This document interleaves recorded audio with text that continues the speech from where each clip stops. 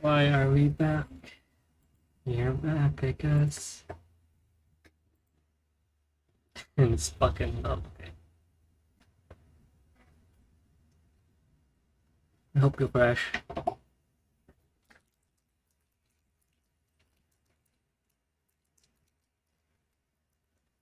It's in the high quality.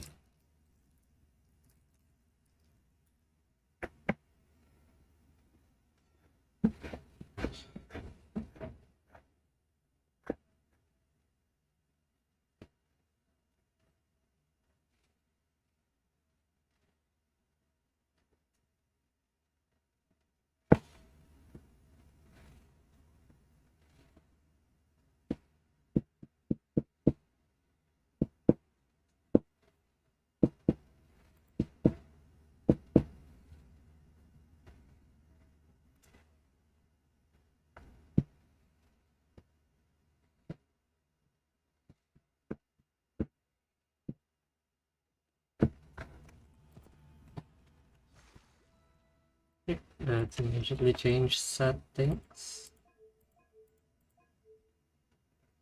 Okay, hello. Everything is on low. And that's still pretty good. What the heck? It's nice.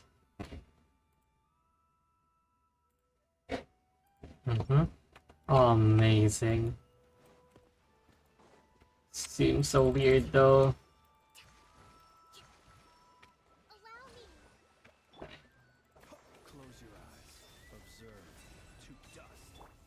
It's too loud. Holy shit.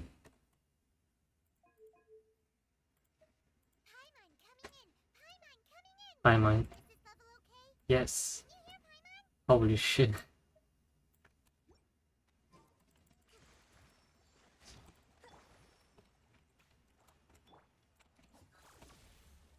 Okay, that's not too loud. It hits.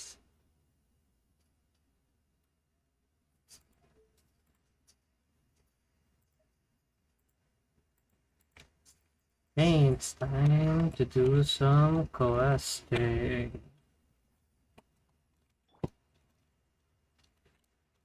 What's the change character? It's B. No, it's not B.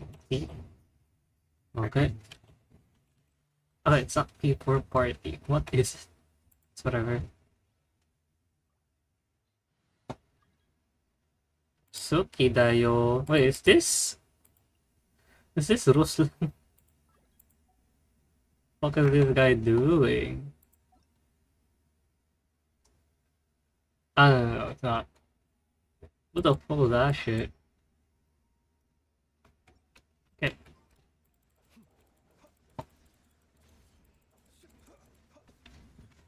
Alright, this is gonna be so weird.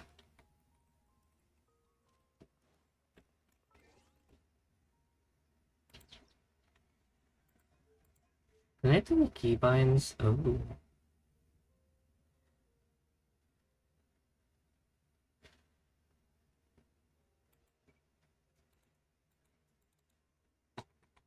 Oh. Can I not do that? That's tragic.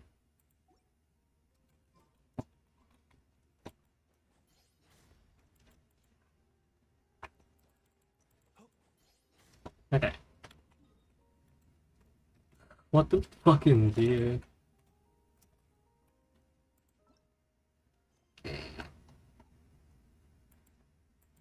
Holy shit. Uh-huh. Sound the welcoming moon. There's this shits that I need to do. Oh, the story? Oh. We're not doing this shit. Okay. Let's shoot this one.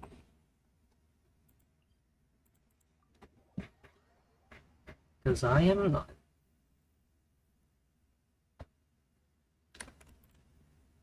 Okay. Oh, my voice is too loud. That's fine. Okay.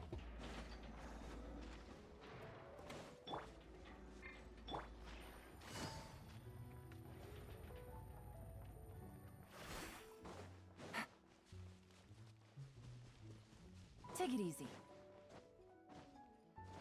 Masho.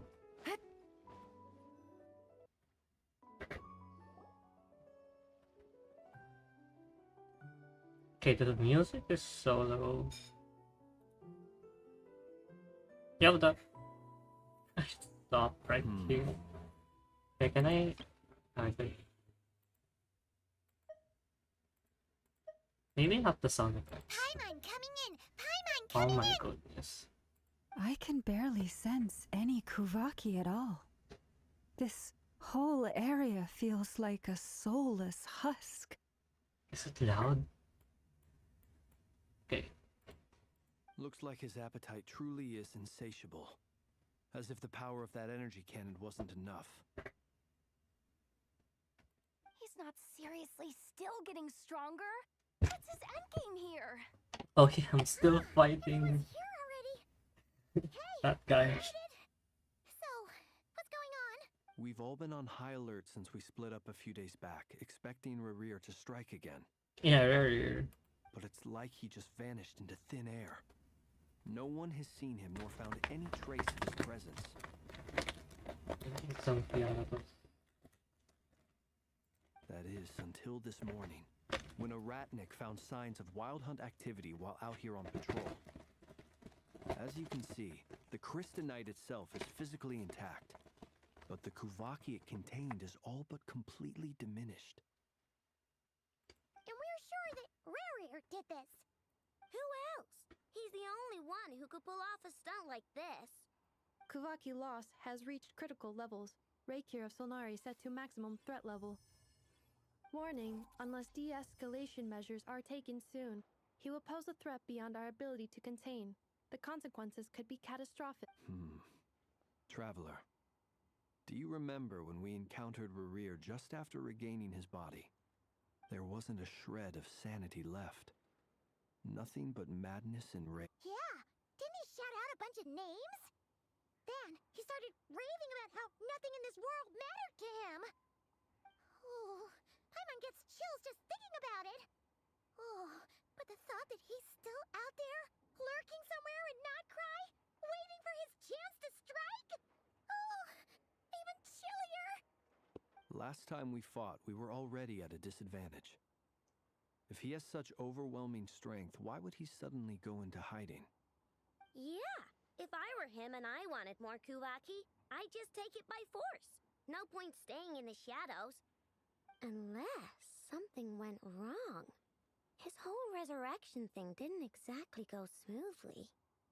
The other thing is, how does someone who's completely lost their mind still have the wherewithal to cover their tracks so perfectly? Beats me.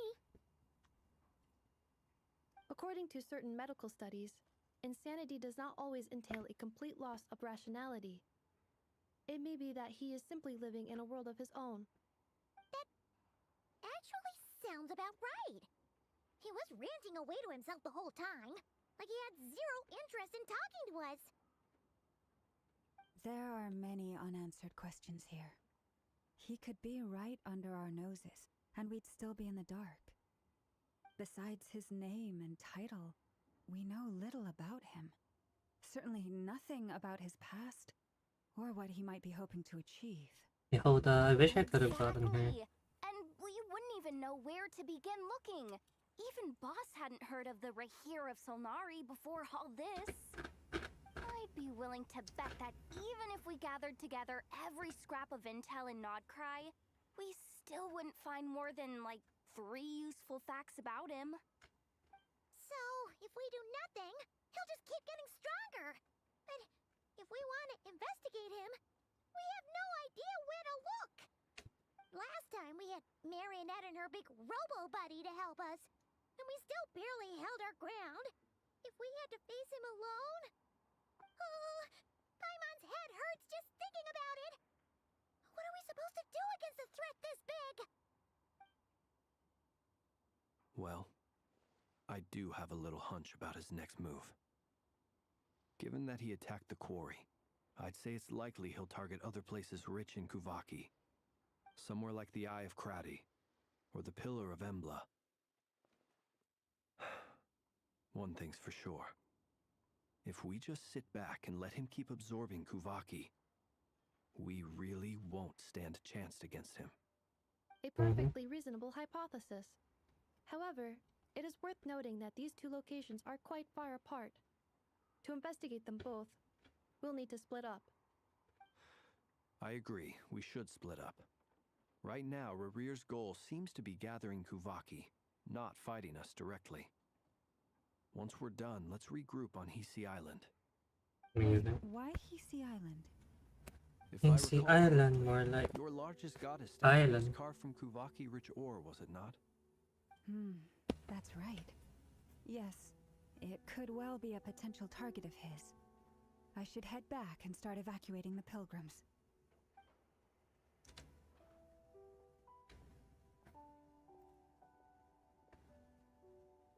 Splitting up's always gonna be risky. But I guess we don't have much choice, right? We're in a race against time here. And if we do run into Rear, what then? That's when you follow the third rule of treasure hunting. Run like the wind. Didn't you say the third rule was go with the flow? Feel. I don't know.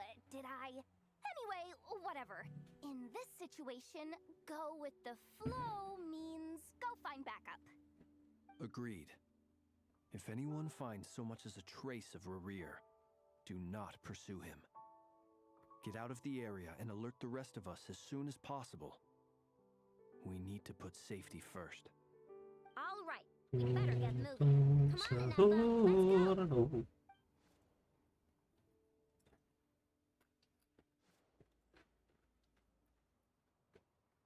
Wait, what? Damn. They be cranking. This is like probably a year ago. This is crazy. Where is this? Where? Let's just go here.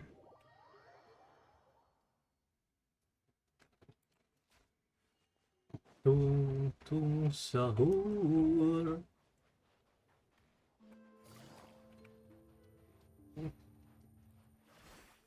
What up, ding boys?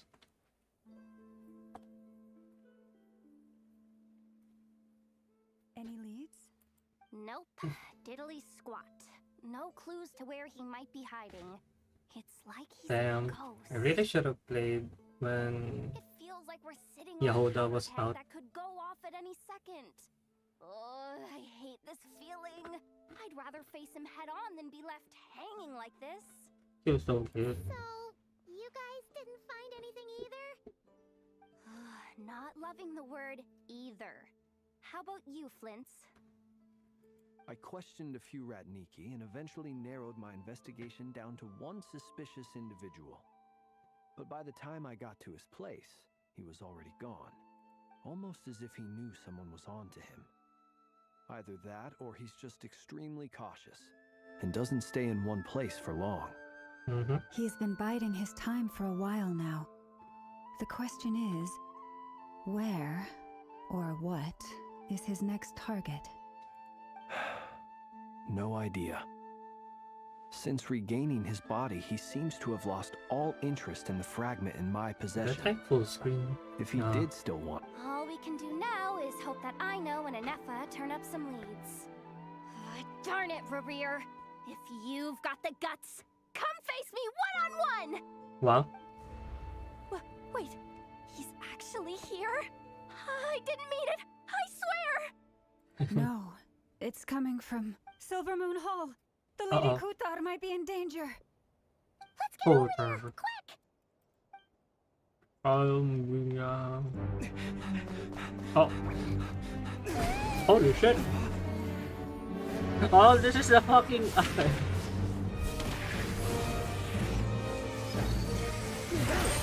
What you doing?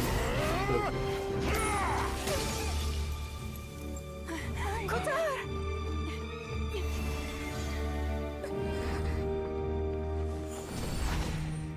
Holy.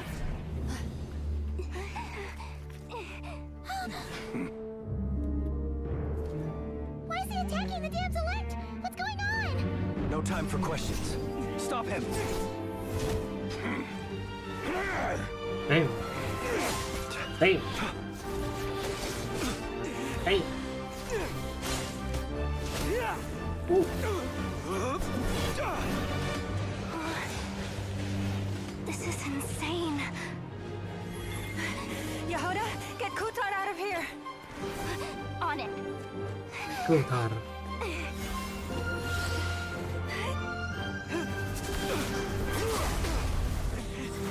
Oh yeah, I'm still like on rare shit, not on the Tare.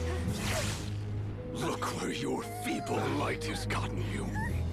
Now you shall plunge into darkness. Thalindus, soon I will find a way. Watch out! Oh. That's my goal. That's my oh shit. My goat almost died. Oh madam.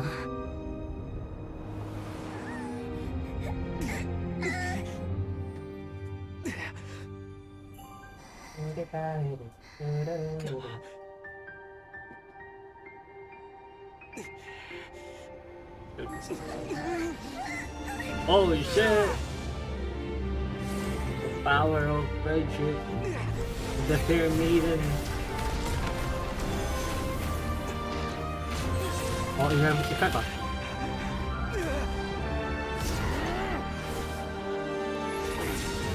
Cinema. Holy shit.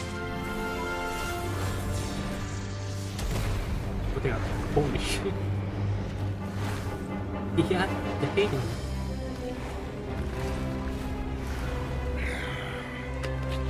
Find them, even if it means turning this place to ashes. Burn into ashes. Okay.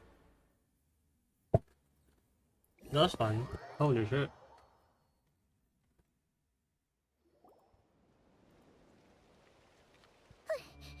That was too close. We barely made it out of there alive. What's that guy's deal? How'd he get so crazy? He's a threat to this entire nation. I doubt his strength could even be measured by conventional standards. I have a question. When me I and know. Anetha showed up, we saw him chasing after this lady like he wanted her dead. What was that all about? We weren't there for the whole thing either. They were already duking it out by the time we arrived. Yeah, we didn't see how it all started. It all escalated so quickly, we had no choice but to step in. Kutar, can you shed any light on the situation? Kutar. Cross-checking database. I see.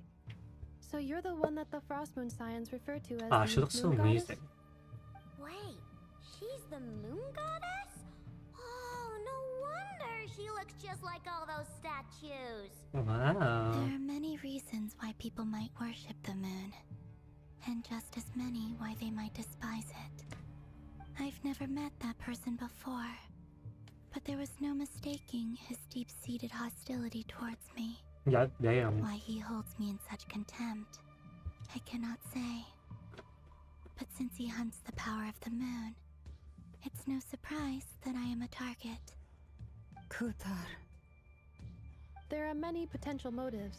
For instance, you help the traveler escape his grasp. This could be his way of taking revenge. It is also possible that he covets the Kuvaki inside you and seeks to take it for his own. The list goes on. Real? But right now, devising a counter strategy should be our #1 priority. The likelihood of this location being discovered is close to 100%. Oh, A counter strategy? But we don't stand a chance against an enemy like this. Surely our only option is to run. Yehuda. He's not gonna chase us to the end of the world, right? So as long as we can sneak out of Nodcry undetected. No, I can't say that. Come on, Yehuda. This is serious stuff. You can't suggest we all just chicken out. Running is our only option. Fog. Huh?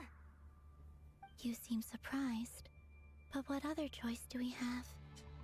We are facing an enemy we cannot possibly defeat in battle. Well, I mean, yeah, To me, but this is still. indeed like a year It's ago, not no? too late. I can distract him. I mean, not only So a you'll year have ago, plenty maybe of like time to make around your 6 escape. months ago, which is still crazy. What? You're gonna act as bait?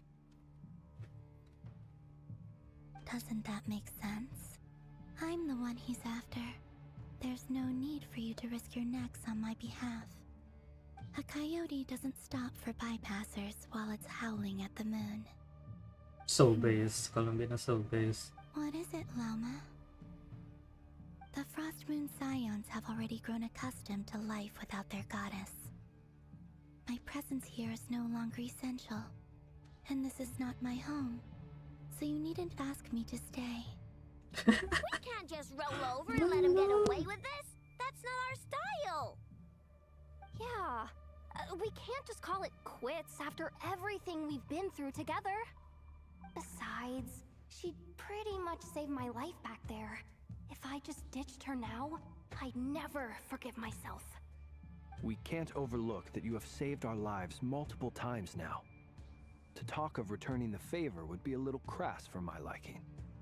But suffice to say that we are friends, and friends look out for one another. River's true objective remains unclear. Even if we were to sacrifice Miss Kutar, there's no guarantee he would stop.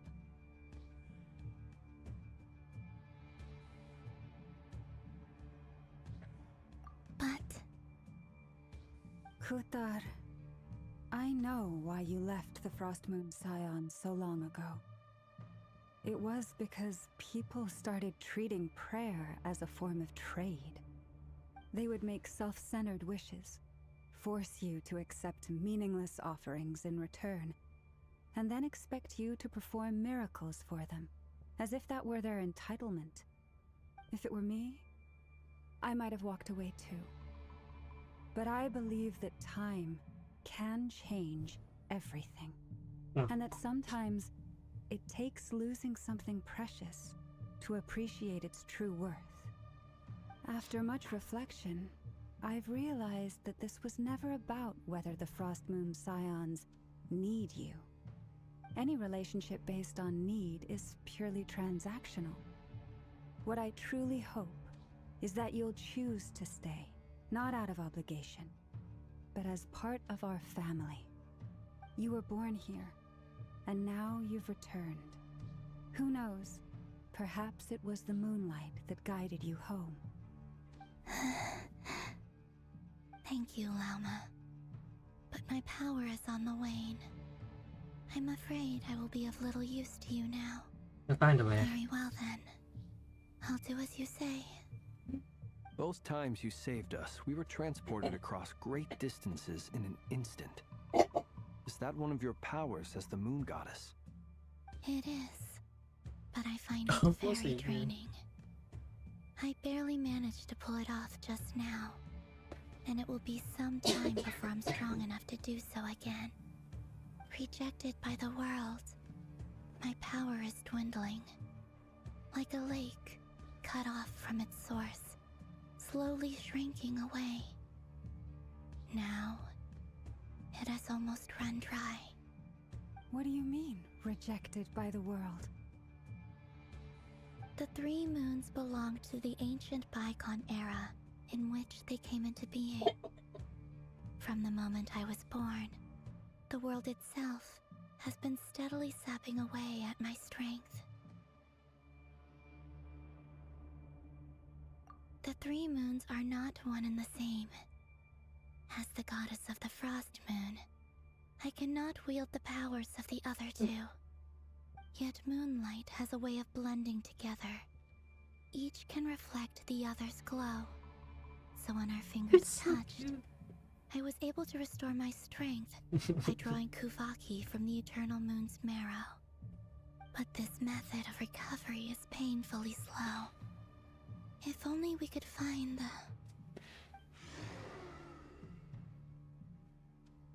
It's the Wild Hunt! Even faster than we expected. We'll have to finish this conversation later. Buggers. See how those wild hunt creatures are running away from us. They're likely just a scouting party, which means Rerir won't be far behind. Then what are we waiting for? Let's get the heck out of here! Alright. Oh, Shibal. For the everlasting forest. What? Good luck! I clearly fucking... Defensive mode. Oh, they just keep coming! This is driving me nuts! Rear's closing in on us. We need to pick up the pace. There's too many of them! And this time, we can't fall back on Qatar's help to escape. This goes on much longer. Oh my goodness. Infect ka? Cleanup sequence. Shibal. Be silent. Night falls. I'm not so used to this shit. Night falls.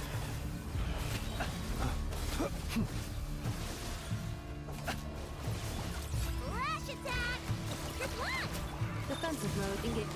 Leave this place. For the ever... The night cometh. Close your eyes. Night falls. Observe. Close your eyes.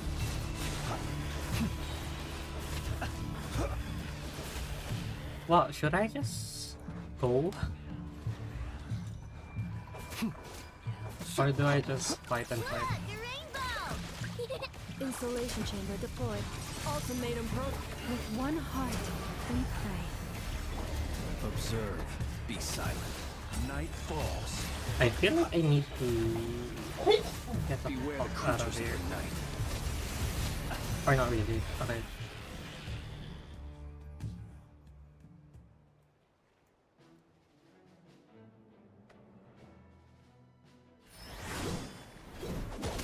Varka? This is where we fucking meet Varka? Hmm? Kala ko ba di nabubuksan yan? Oh.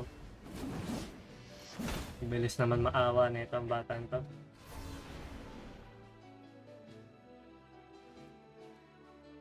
What's the matter? Bit off more than you could chew? The fuck are you? How are you? Uncle Varka! You're back from Amsvartnir? Uncle? You're Varka? Grand Master of the Knights of Favonius? We could save the intros for later. Right now, let's get you all out of this hellhole. Follow me. I know somewhere you'll be safe. Oh, is that where I think it is? That's the one. Come on, move! There's no time to waste.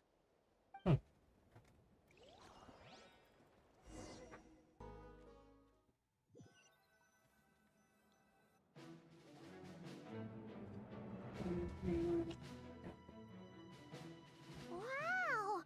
Where are we? This is so well hidden. Well, that goes without saying.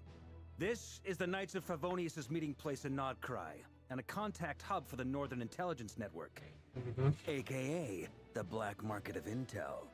No matter what faction you're with, it's the place to buy and sell information. Their headquarters are in Nodcry, but they've got contacts in every nation. As an expeditionary force on foreign soil, working with them has offered us the most effective way of getting our hands on reliable local intel. This is where we meet, so naturally, it's secure. Anyway, where were we? Folks from Nodcry should be pretty familiar with me by now, but I believe this is the first time we've met. Allow me to introduce myself. I am Varka, Knight of Boreas, and Grand Master of the Knights of Favonius. We've heard all about you. This meeting's been a long time coming. You look way younger than Paimon expected. But you definitely have that Grand Master vibe. Well, I'm no spring chicken. Just not showing my age yet. Definitely feeling some of that back pain today, though. Rushed back from Amsvartnir without a wink of sleep, only to get right into another fight with that freshly revived maniac. Another? You mean you fought him before? Yep. He wasn't nearly as strong back then, but he was still a formidable foe. I brought some of the knights along to give him a little surprise, but he saw us coming from a mile off. My squad took heavy injuries, and I barely made it out alive myself. What is she We doing? knew it might have been our last chance, so Holy we staked shit, it's everything been on a it. while. But still, it wasn't enough to stop him. I tried tracking him down afterwards, but he didn't leave a trace. Even in his unhinged mental state, he's as cautious as any trained operative. So, I decided to come find you. And as luck would have it, turned up to find you being ambushed by the Wild Hunt. The rest, you already know. Is that why he's been frantically absorbing Kuvaki these past few days? Because he sees you as a threat? Maybe I'm part of the equation, but even if I weren't, I'm sure he'd still be gathering power. He's clearly working up towards something. Note to self, Uncle Varka's strength rating officially upgraded. Bug. Guess it's my turn to ask questions now. So, what exactly has been happening in Nodcry? Why is the Wild Hunt returned in humanoid form? And why is it after you? It's a long story, but I'll try to make it quick. Okay. Good. Wow, I had no idea so much had happened. Sounds like you guys have really been through it. So, the Kutar is actually a Fatui Harbinger. And all this Wild Hunt activity in Nodcry is the work of the Raker of Solnari, one of the 5 sinners. Well, that's a lot to take in. Need some time to wrap my head around it all. I'm truly sorry, Mr. Varka. You stood with us against the Wild Hunt and did everything you could to stop it from escalating into a full-blown catastrophe.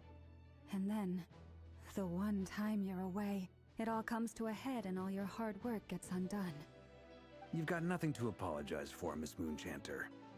You can plan 100 steps ahead and still slip up. That's just life. No one knows what tomorrow holds.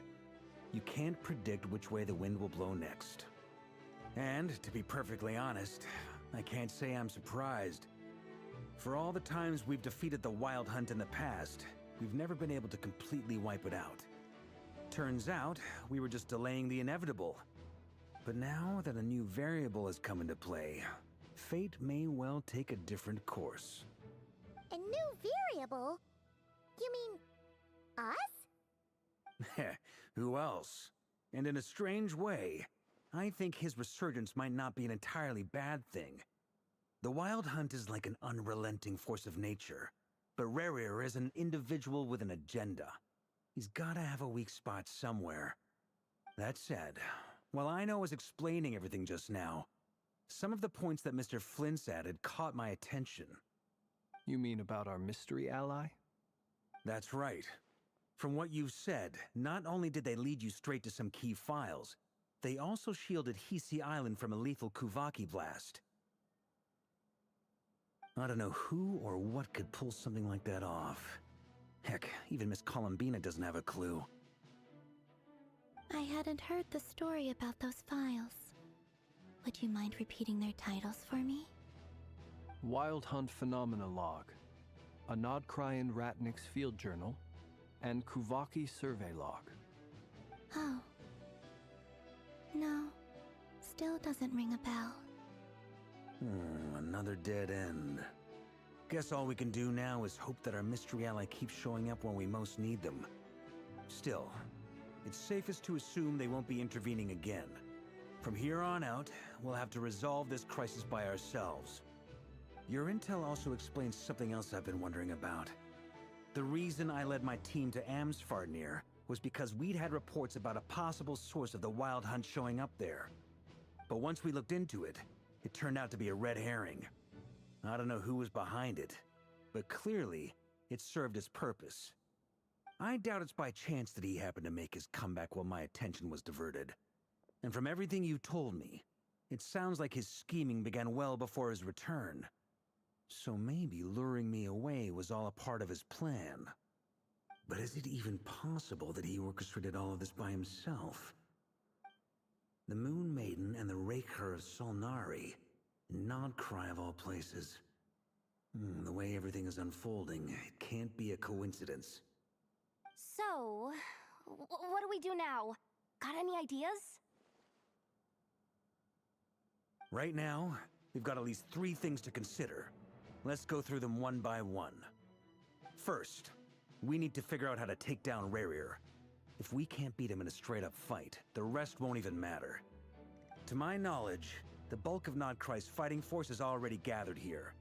But even with everyone united, we're still no match for Rarier in his current state, let alone with his power still growing. What if there was a way to tap into a new power of our own? How so? Have you thought of something, Columbina? 3 moons once watched over this world. The Eternal Moon was the largest. The Frost Moon was the brightest. And the Iridescent Moon was the most mysterious.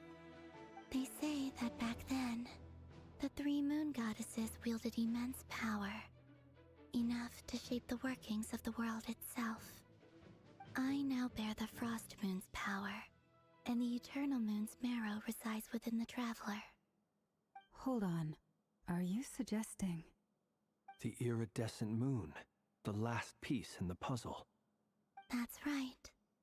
If we can find the Iridescent Moon's marrow, I will be able to regain my strength much more quickly. The 3 moons are said to stir the tides and illuminate all things.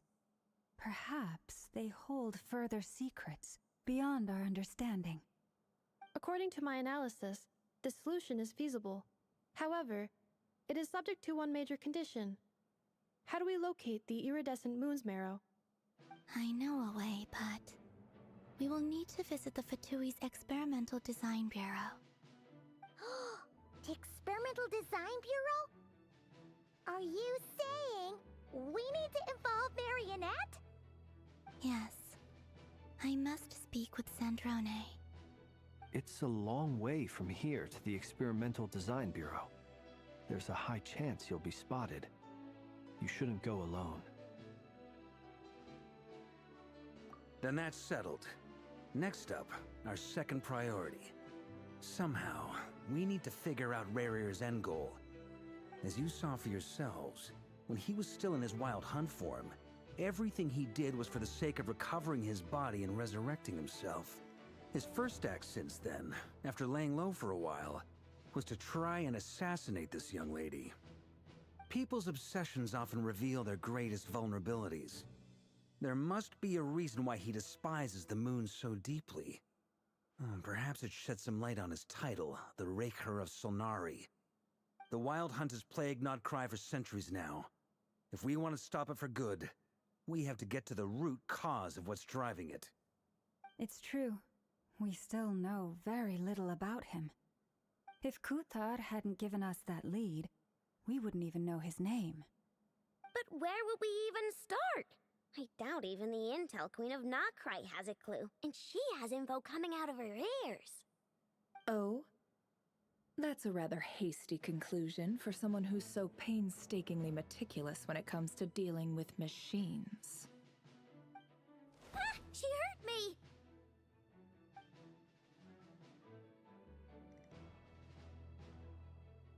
Boss! What are you doing here? I'm now asking myself the same question. I received a letter from a humble knight of Favonius, requesting a meeting to discuss a major business deal. But it looks like this humble knight had something else in mind. Details, details. Miss Neffer, the important thing is that you've arrived at the perfect time. Since his failed ambush, I've been racking my brains trying to come up with a plan to fight Rarier. Given the severity of the situation, I think it's fair to say that our only chance lies in uniting as one. And I'm talking all the factions in Nodcry. We can't do this without the Curatorium, but I knew it'd be a tough job to win you over. So, I took the liberty of reaching out for a little chat. Wait a sec. How did you even hear about this place, Neffer? Didn't you say this is meant to be the Knights of Favonius' meeting spot? And a contact hub for the Northern Intelligence Network?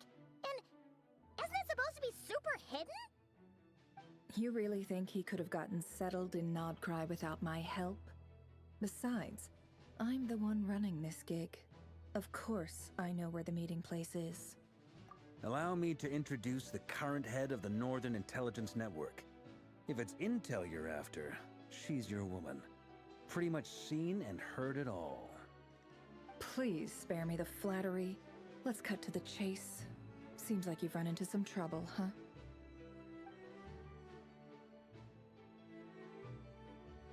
Well, this certainly qualifies as an unforeseen crisis. On behalf of the Curatorium of Secrets, I wish you all the best of luck. So you're just going to sit this one out? Why should I get involved? What could possibly be in it for me? What if we told you we can't do this without you? Oh? Then I'd say you'd better make it worth my while. I don't work for free. I can't put a price on something like this. It's just not in my nature. But then again, you and I have always been polar opposites in this regard, so I can't exactly say I didn't see this coming. If you insist on compensation, I will pay you. Consider this a formal commission. Sound fair? You just don't give up, do you? Too bad. I know you well enough to know you can't afford my prices.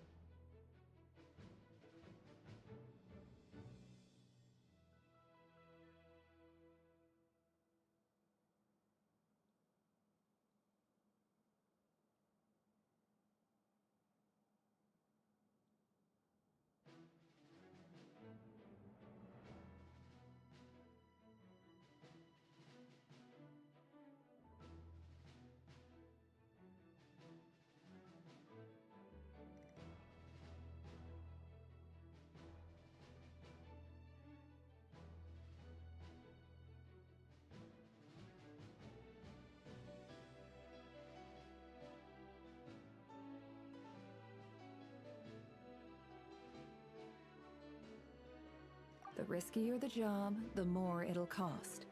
And a Moonchanter's stipend isn't exactly generous. Unless you're planning to start passing the donation box around among the faithful.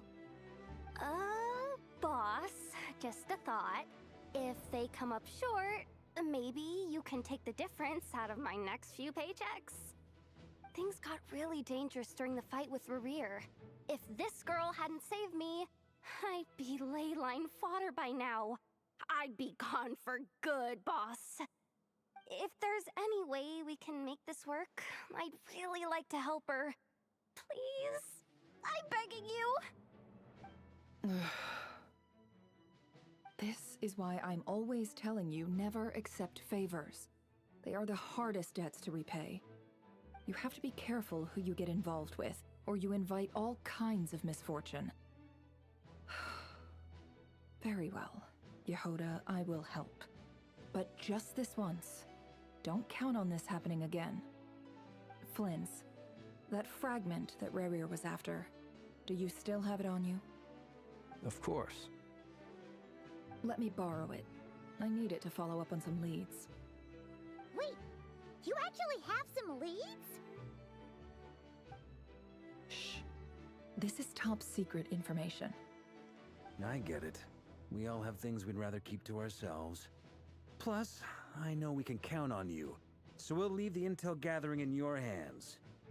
And that brings me to the third and final item. We need to find a way to distract him. We need time to make our move, so someone will have to stall him. I'm in for this part, no matter what. Anyone coming with? Count me in too.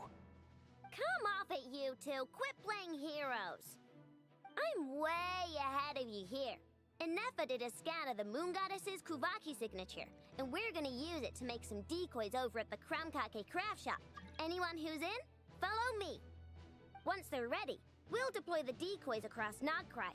So as long as the rest of you keep moving, he won't catch on to your scent and won't be able to track you down. I like it. Genius idea. No biggie. All right then, we'll split into 3 teams. Once your team has finished their mission, return here and wait for the others. Dismissed!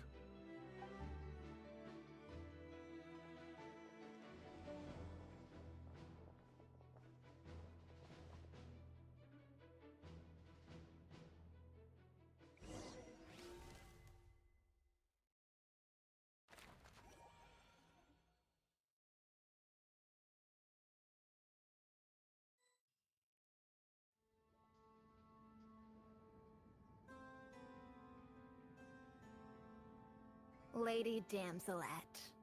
Wait. And you two? What are you doing at the Kuvaki Experimental Design Bureau?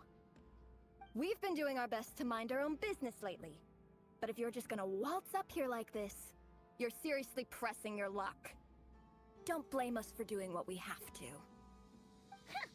You really think that's gonna scare us off? We're not looking for any trouble. I just want to see Sandrone.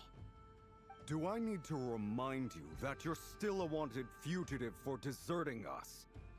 Out of consideration for our former ties and the crisis we're all up against, we'll let you leave in one piece. But don't even think about trying to get inside. Let them in. But... Are you going to make me repeat that? No, my lady. Sandrone seems to be in a good mood. Must be maintenance day.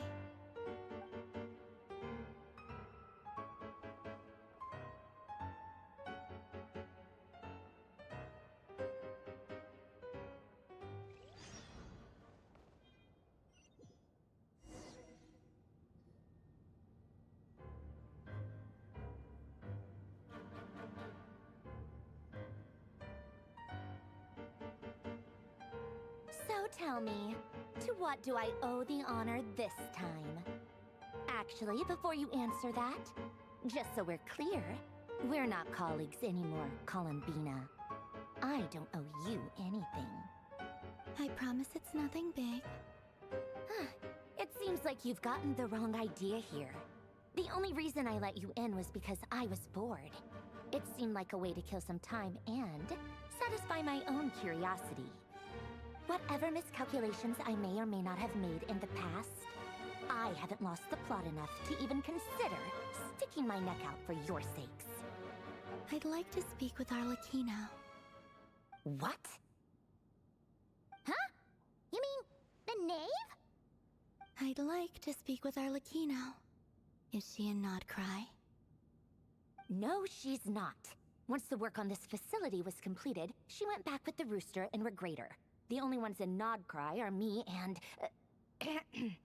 What is it you need to speak to her about anyway? Rerir is hunting me.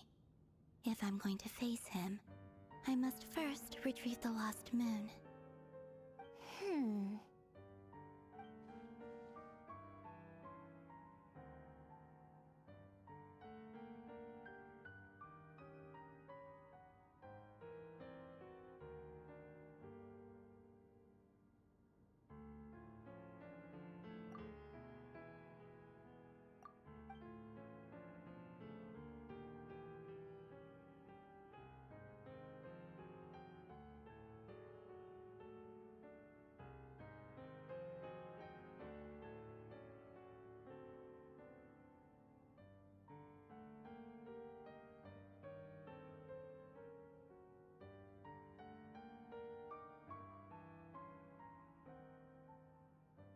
that a no then?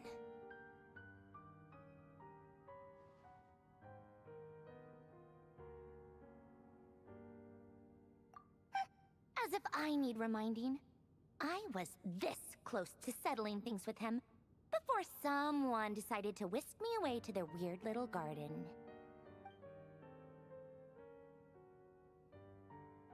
Have you held any tea parties lately? Tea parties? Yeah, obviously. You don't seriously think we'd pack it all in just because you aren't here.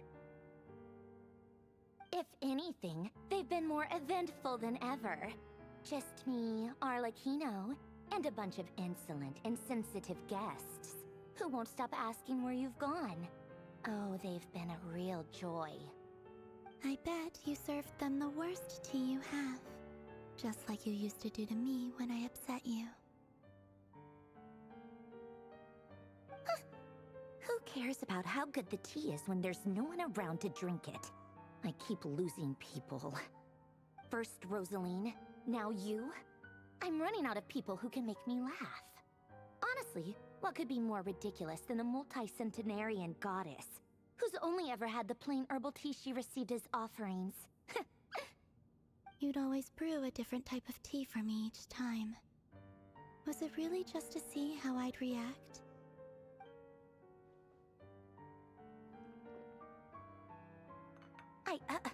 Well, duh. Why else?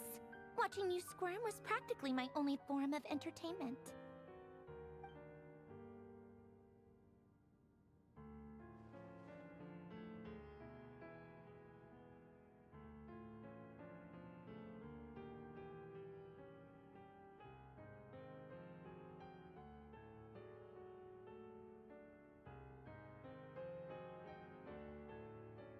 Oh, yeah. And Capitano sometimes used to bring Tartaglia around too. But I guess we won't be seeing him again. Well, I guess we are overdue for a get-together. Polonia! Have Favronia pass a message to Arlecchino for me. It's time for tea. Will suffice. Pass along a message for me, too, if you would. My body cannot contain the marrow of 2 moons, so I'll be leaving one of them in her care. Excuse me? Who said you were on the guest list? If my tea meant that much to you, maybe quitting the Fatui wasn't your brightest move. Back when you were under the Tsaritsa's protection, no one would have dared come at you so openly. But that protection didn't come for free. In fact, I paid dearly for it. At the end of the day, it was just another transaction. I just got tired, that's all. I never wanted any part in their grand ambitions, and I've had enough of being treated like a bottomless supply of power. It brings back memories from the old days, when I was still worshipped as the moon goddess. Centuries on, it may be a different group of people, but I see the same greed in their eyes. I figured you'd leave eventually. You didn't have as much of a reason to stay as I do. The Tsaritsa gave you shelter and protection, but that was it. Nothing more, nothing less. Meanwhile, the Fatui demanded everything from you in return, until it was more than you could bear. I get why you left. And frankly, I have no interest in dragging you back just because the higher-ups told me to. But if you keep hanging around with this riffraff, the next time we cross paths, we might be enemies for real.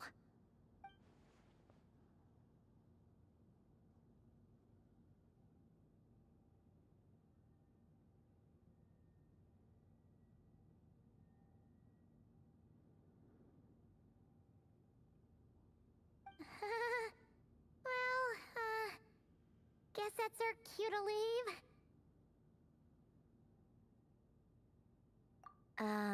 That might be your plan. But it sounds like someone else wants you to stay a little longer. Huh? What do you mean? See for yourselves.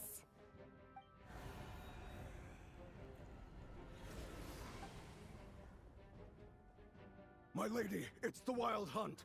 A horde of monsters is headed straight for the facility. Another uninvited guest trying to crash my tea party. Clear the area. I'll handle this. Wait, what? You want us to leave you here by yourself? Huh. You'll be lucky to make it out of this alive. You really think you can afford to worry about me? Go on, get out of here.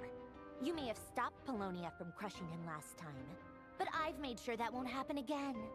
The entire Experimental Design Bureau is rigged for war. Stay and watch if you want, but it'll be at your own risk. You're not flagged as friendlies in a weapon. Don't tell me what to do! Look, if you're leaving, make it quick, or you'll just get in my way. There's a secret passage on the second floor. It'll take you right to the plains out back. Stare all you want, Columbina. You're not getting another invitation to my tea party. I know. But thank you anyway, Sandrone. This is exactly why you shouldn't hang around with those people. All their melodrama and sentimental nonsense is rubbing off on you.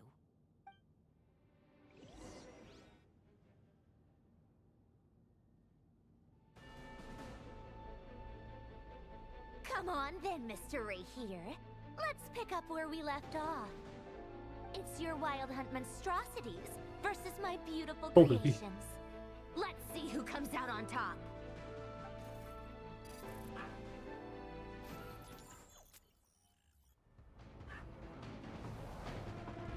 Yeah, damn.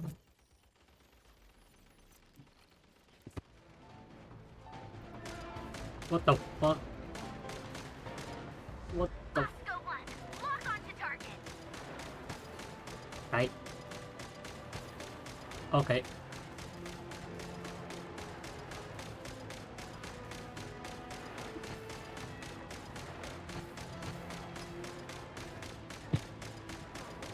What?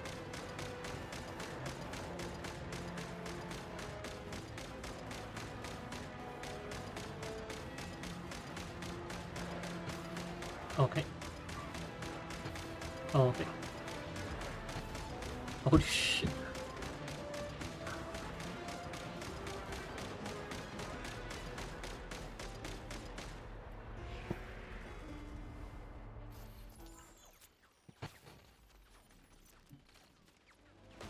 Good work, Bosco 1. Bosco 2, prepare to fire.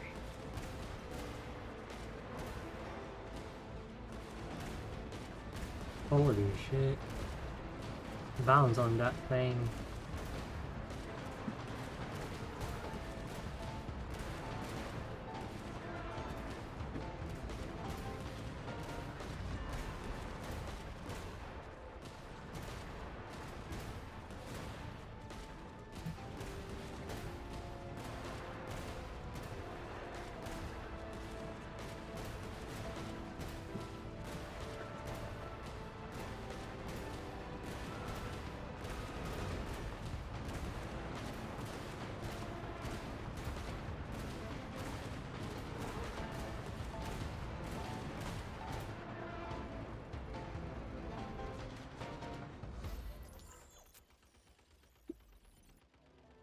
That's Oh. it. Keep them pinned down.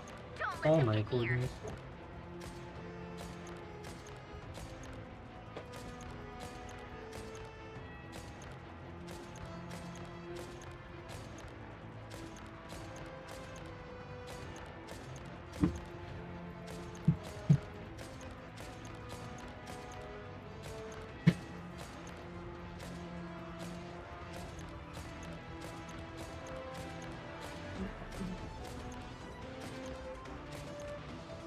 Oh, Rotate out. Deploy all backup units. Get in there and hold the line. the exploding. The fucking exploding.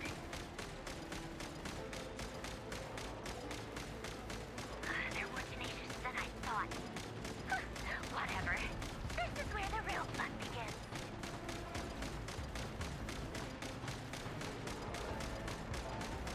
Oh my goodness.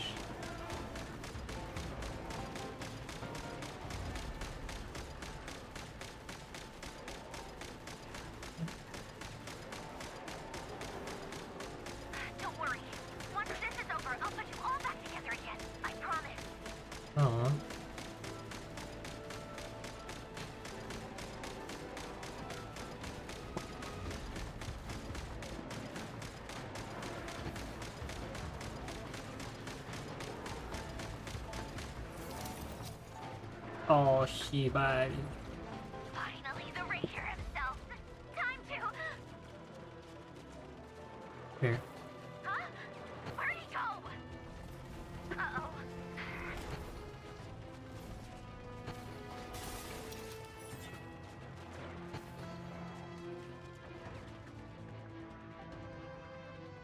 I didn't even see him. Oh, it's a good ass cutscene. Oh no. Yeah.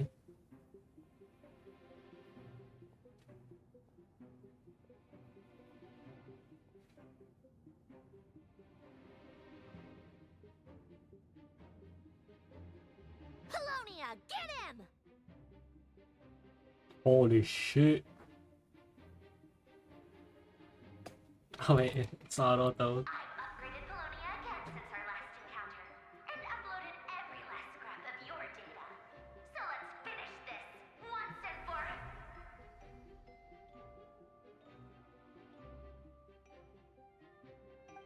She's not here. Where did she go? Hey! Over here, you big... Cursed moon. Go. Keep searching. She cannot have gotten far. Go Polonia.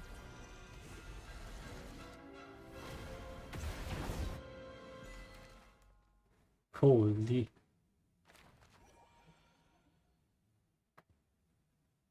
Straight hands.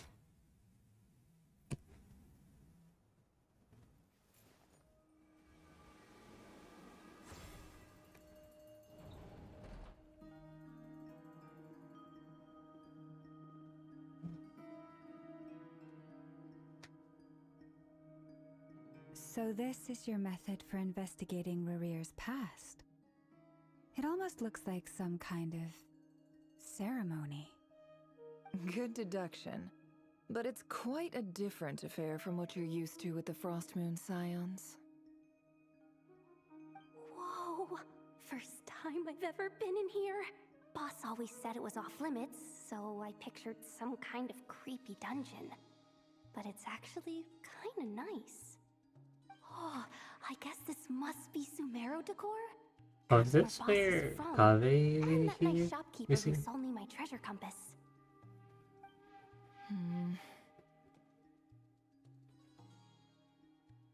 I'm not sure exactly what you've got planned, but it looks like you're all set.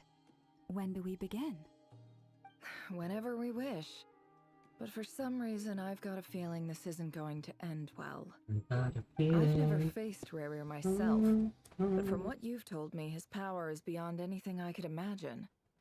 I, on the other hand, am just an ordinary businesswoman. Our paths should never have crossed, yet here I am, forced to make an enemy of him. If you ask me, you're about as far from ordinary as it gets. So what are you saying? You're getting cold feet? Once I take a job, there's no backing out. Still, I have to ask myself if the power I'm relying on will even work on an opponent of this caliber. And also how to make sure I come out of this alive if things spiral out of control. Death is the one thing we can take for granted. It is the great equalizer, however fortunate or unfortunate we may otherwise be. So it's important to consider how to spend what lifespan we have left. Come on, boss. Lighten up. Quit talking about death. It's bad luck. For once, I agree with you. When you're up against a foe like Rarir, there's no such thing as being too prepared. Is there anything I can do to help? That won't be necessary. I've already made up my mind. Anak ko, basahin na. Time to cash in a precious favor I've been saving for a Kahit rainy yung isa na day. lang. Yehoda, I need you to find someone for me. The sooner the better. Eh? Find who? That shady merchant who sold you an overpriced treasure compass the other day. Come on, boss. You're pulling my leg again. In what way is she shady? She showed up when I was completely lost and sold me a neat little gadget that was exactly what I needed. Trust me, she's a good person. Anyway, I know who you're talking about. Don't go anywhere. I'll be right back.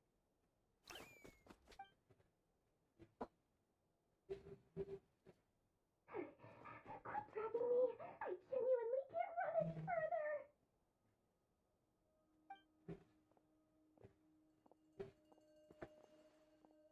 Hey, aren't you? What is it? What's the big rush? You dragged me out of a dream where I was literally swimming in Mora. I'm charging double my usual attendance fee. See, look how easygoing she is. After that rude awakening, she could have completely snapped at us. But instead, she kept it together and just asked for an extra fee. Dori Sangama Bay? I never would have pictured you two doing business together. If you want to make it big in Nodcry, it's all about connections. Lady Nefer just so happens to have a lot of intel that interests me. And she also did me a big favor in the past. It was back when I first arrived in Nodcry. My trusty assistant, the genie in my lamp, had an adverse reaction to the Kuvaki and fainted. And wouldn't you know it, that's when I suddenly find myself in a life-or-death situation. Good thing my compatriot was there to swoop in and save the day. I've been giving her a 30% discount off all of my goods ever since. Now, so that no one here feels left out, I'm willing to extend a 20% discount to fellow friends of Boss Nefer. Plus, any other friends you send my way will enjoy 10% off. What can I say? The great Lord Sangama Bay is nothing if not generous. So, let me guess. You've run into some trouble? I've got everything you could possibly need, and the more you buy, the more you'll save. You guessed correctly. What have you got in the way of survival gear? The one type of gear I've never been short on. What are you looking for? A jetpack fresh from the Academia's labs? An ancient suit of armor dredged up from the bottom of the sea? At the very least, I need to know what kind of opponent you're dealing with here. If even you're worried about staying alive. What if I told you Sorry. it's someone with the power to bring a nation to its knees? Is that so? Then we really are talking top-shelf treasures. I don't have anything like that in stock right now. I'll have to ask my supplier. Your supplier? A powerful woman, make no mistake.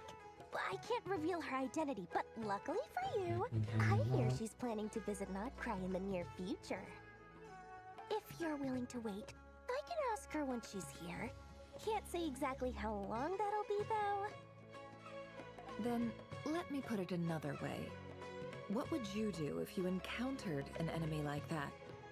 Roll over and serve yourself up on a silver platter? Course not.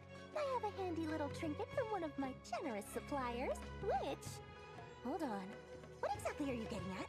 No, no! This is for my personal use only! Let's just say I'm borrowing it, all right? Just for insurance purposes.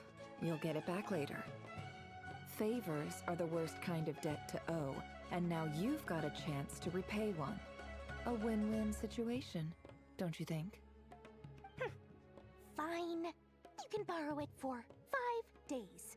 No, make that 3. And for every extra hour after that, I'm charging you 1 million mora. Deal?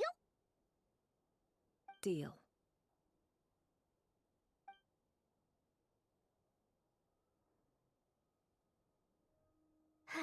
What a way to start the day. Now, was there anything else you wanted? Or can I go back to bed now?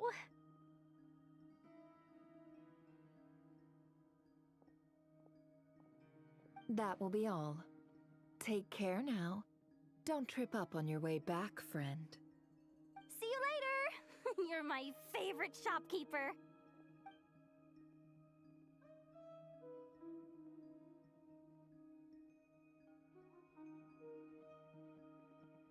Excellent. Everything is well and truly ready. The ceremony can now begin. After initiating the ceremony, your minds will follow me wherever I go. You will see many strange things in your mind's eye. So remember, don't be frightened, and don't make a sound.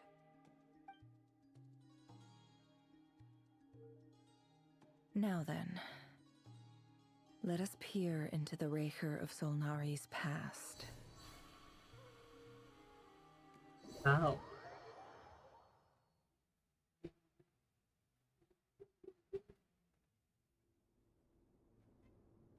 I made it. How can I just do that shit? I don't recognize this style of architecture. Must be Conrian. Simple furnishings, table and chairs. It's a more ordinary house than I might have expected. Looks like the fearsome Raker of Solnari came from surprisingly humble beginnings. Unless this passed for luxury in Conria. Unlikely. It was said to be a very prosperous nation in its heyday. Anyway, I'll keep exploring. Hey.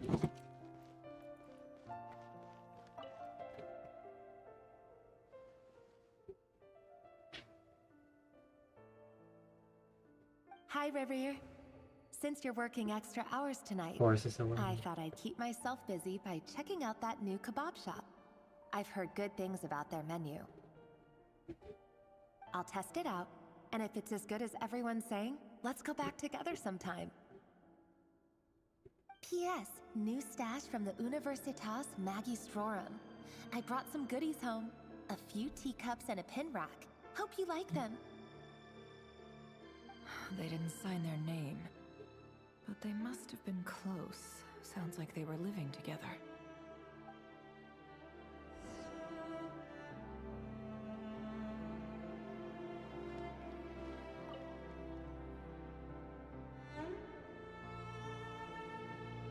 I went over to Joseph's for drinks today. They have a fine collection, but I went alone. Felindis was tied up with something and couldn't make it. Joseph asked why I came alone, but I didn't really have an answer. He then went on to ask about other things. If you ask me, someone who asks that many personal questions is too nosy for their own good.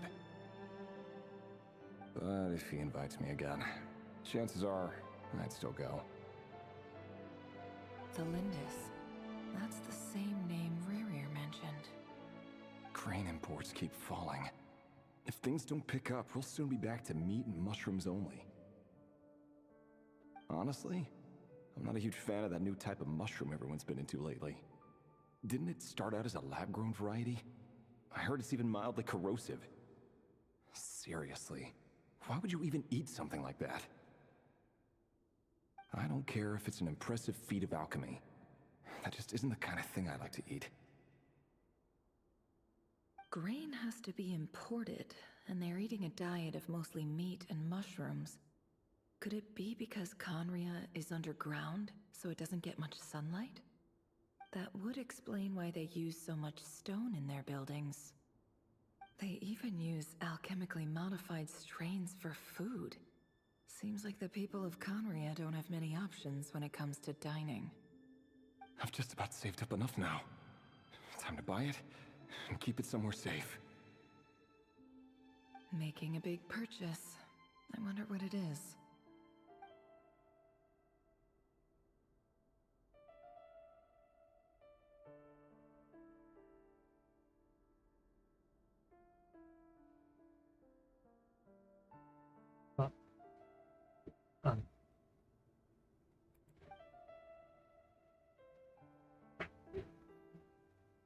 He really is a professional. No wonder he's so good at covering his... Despite what he's become, it's... Did Rary rip it out himself?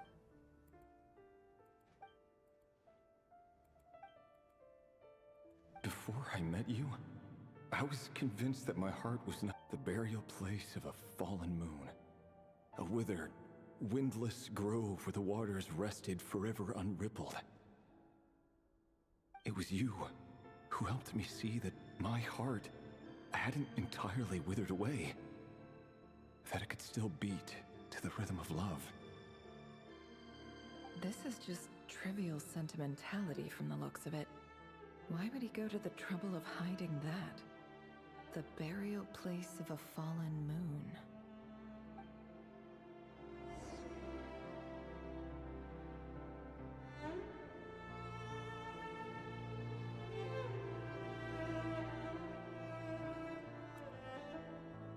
Waters? Okay.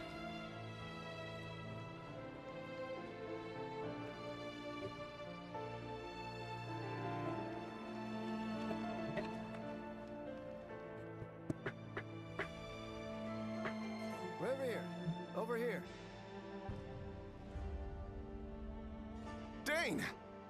Oh, and, Vediflin here? What a surprise to see you here, sir. Hello there, Rerir. You need not address me so formally outside of court. He doesn't get that much free time, so I invited him over for a drink. Even the court prophet deserves a break every now and then, right?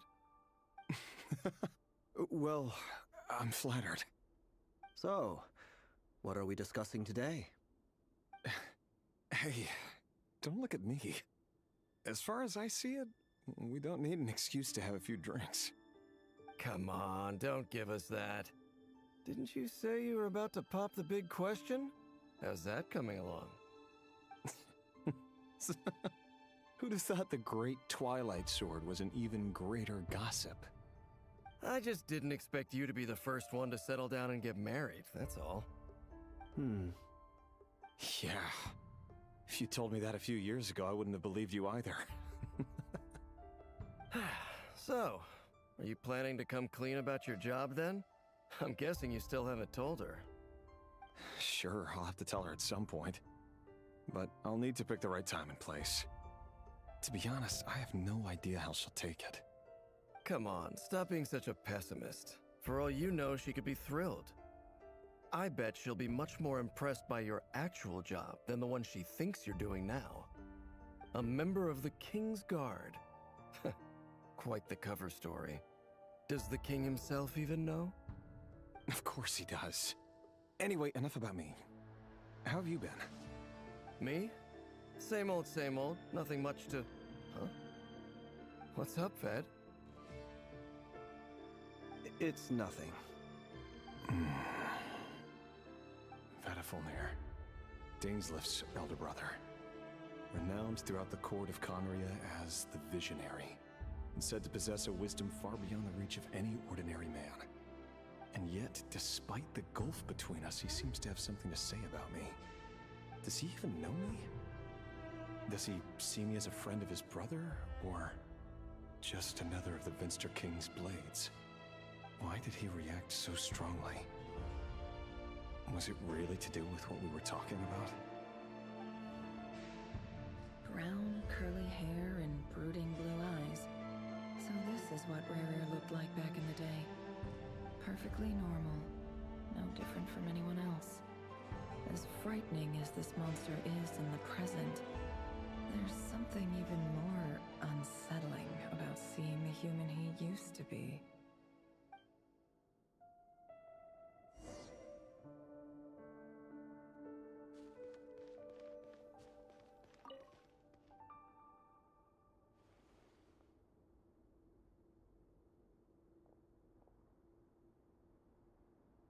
Oh. Felindis? You're back early? Our equipment's being serviced today, so I got off earlier than usual. How's your day been? Aw, why the long face? Is something the matter? Has your boss been giving you a hard time again? Damn. Went for a drink with Dane and the others after work. Isn't that a good thing?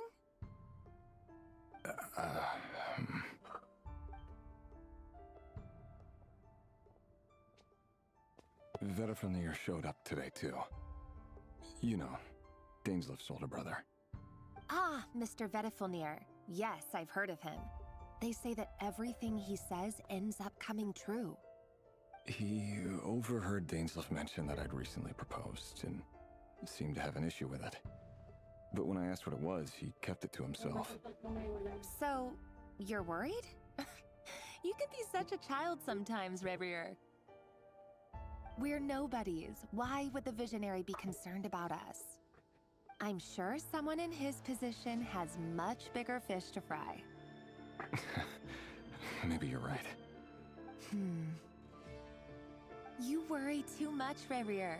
We've been together for ages now, and everything's been going so well, has it not? You've even proposed to me. So, you do remember. Tell me then. What's your answer? Like I said, I need some time to decide. You can't just rush into things like this. We may be nobodies in the grand scheme of things, but if we want things to work out, we've still got to plan ahead. All right. Take your time. Just don't keep me waiting forever. Nobodies. Sounds about right. In the eyes of people like Bettelfnir and Dainsleif, what do we matter? Can someone whose gaze is so fixed on a far-flung future even see the present clearly? Besides, the dynasty's fate rests with the king and his inner circle. Whatever I do, it won't make much difference. Meanwhile, every idea they come up with and every decision they make, it affects everything. These days, the king is lost in his research, and the purge of the Crimson Moon bloodline grows ever more intense. The opposition tried to speak out, but nothing came of it. And I'm under no illusions as to why. Because we eliminated them and got rid of their bodies.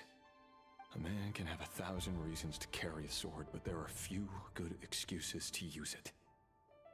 Yet the king has never even considered a gentler approach, and he never will. What becomes of someone who kills on another's behalf? Can he ever find true peace?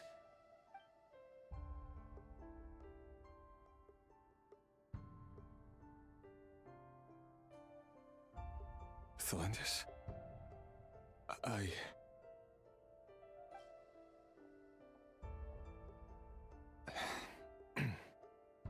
It's nothing. You were right. Fate has never smiled upon nobodies like us. But by the same token, it's unlikely to bear a grudge against us either. There's no reason we can't keep living happily together, cherishing the simple joys of each day as they come. See? You just need to stay positive, Revier. I can feel your warmth, your breath. You're right there, right by my side. Just seeing you makes me happy in a way I can't explain, and that's something that no one could ever take away from me. So smile, my love. Let go of that frown. You're right, Thelindis. I've just been overthinking things. That's better. Getting caught up about things like this will only ruin our evening. Speaking of which, all set for the ball tonight? I need to go get ready. You go ahead. I just have a few things to take care of, then I'll come join you. Even busier than the big shots, huh? Fine, I'll go get started. But don't be late. If you keep me waiting too long, I won't be a happy bunny. Relax. I'll be there. Seriously, though, you drive a hard bargain. You're really gonna leave my proposal hanging and still expect me to take you to the ball? Well, that goes without saying. I already told everyone I'd be coming with a dance partner.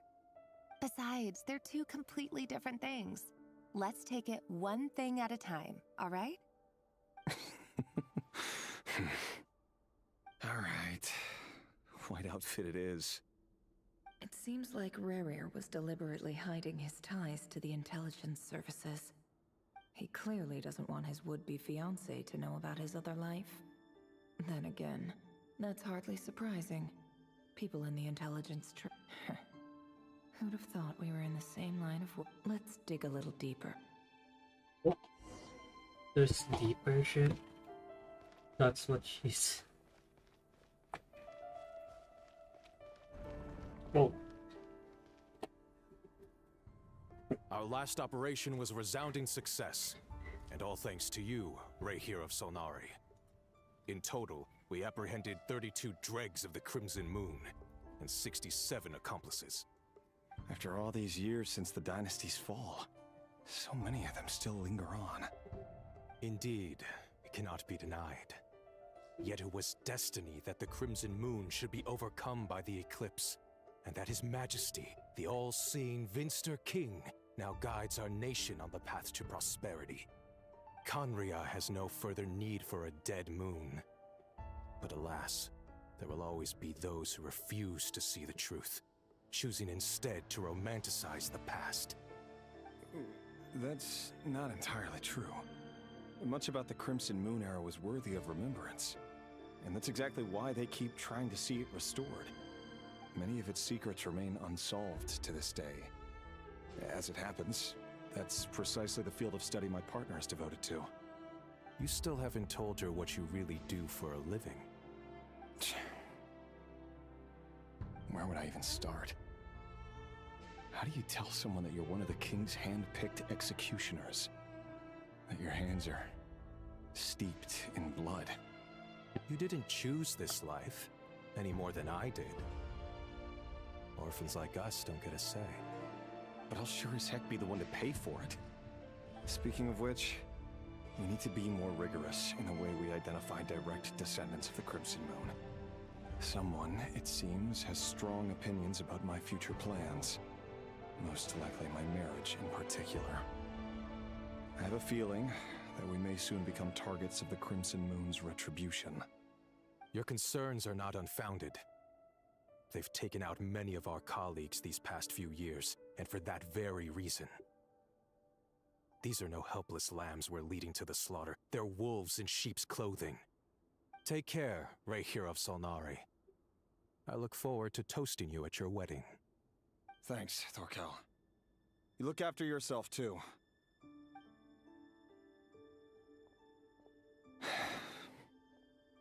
Thelindis, I never wanted to keep this from you. You're the last person I would ever want to lie to.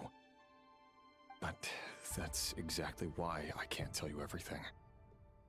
There are things you shouldn't know. Things you cannot know. The moonlit dynasties are a thing of the past. Yet even now, with the sun shining high in the sky, there are those who would call forth a dead moon's ghost. Could that be why Vedalfnir held back? Or was it because of some court secret he's not at liberty to share? I have to get a clear answer from him. No matter what happens, Wait, what? Oh, I will protect Thelindis. Rarier seems to be very concerned by Vedalfnir's reaction. Vedalfnir and Dainsleif, the Visionary and Twilight Sword. So that's what they were really like. I've investigated this whole area now. There doesn't seem to be any other memories here. Should I try somewhere else? Wait a second. What's this black smoke?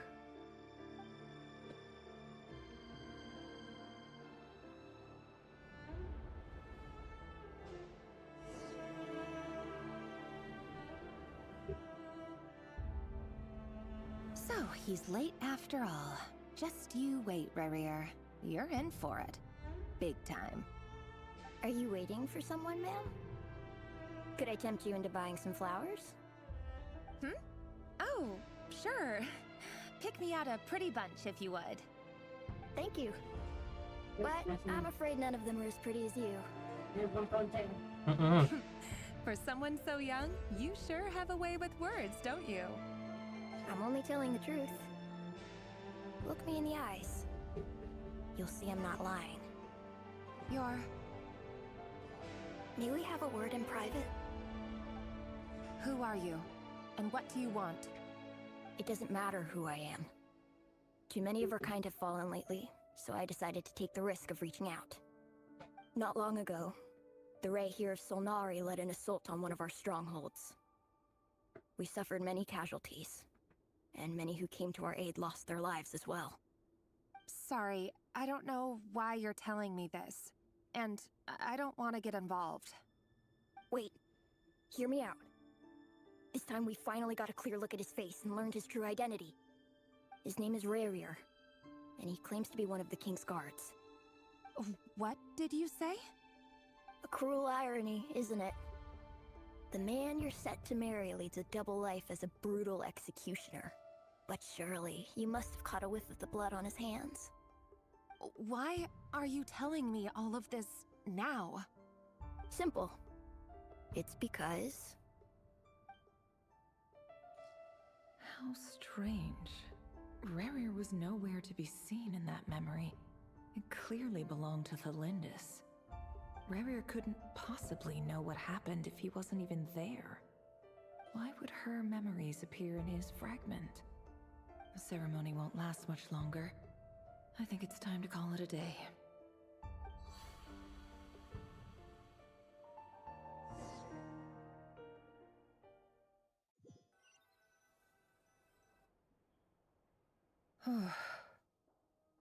So that was your doing?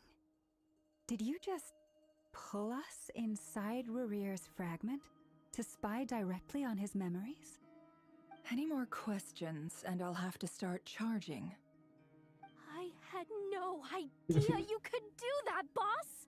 Seriously, that was amazing! We're not worthy. We're not worthy! I gotta admit, though, I'm itching to see what happens next. Feels like we barely scratched the surface. I'm just as curious as you are, but the ceremony only allows for limited time inside. That's all we can see for now. Luckily, we managed to learn quite a lot. So far, so good. That was such I a just hope long the others shit. are doing okay too. Especially the group with the Traveler. Their mission is a risky one. Let's hope it's all going smoothly. If you're worried about them, go see how they're doing. If I know boss, she's gonna need some time to write up all the... Okay. Alright, Yoda. Oh, they're back. That's cute. Oh. Oh, they've been prowling around for nearly 2 days now. They might not have seen us yet, but them constantly sweeping the area, our way out is completely blocked. Oh, that's never gonna Nice and work. If quiet. they spot us, they'll run straight. Oh, Nothing deserve it. Shiba, this is terrible. Oh no, this is... Is this Dendro Traveler? It's not, it's Pyro. And it's... Okay. Hold up. Hold the fuck up. Who could you use? That's Bennett though. You know what? Just use you. Then for this one, I think you're using... Why am I using... Whoa.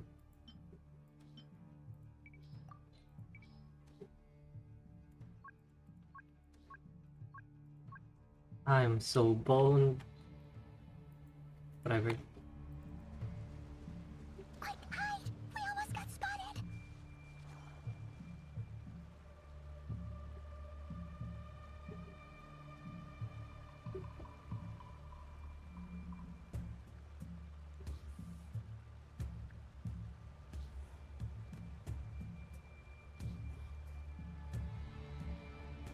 Yeah, I'm coming.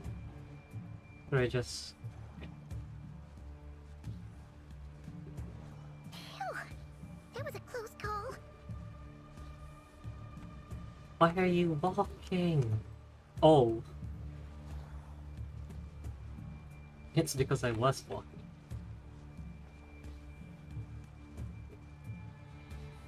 Watch out! They're coming this way! Jeez. Where am I? Keep going. We're nearly there. This is the final hurdle.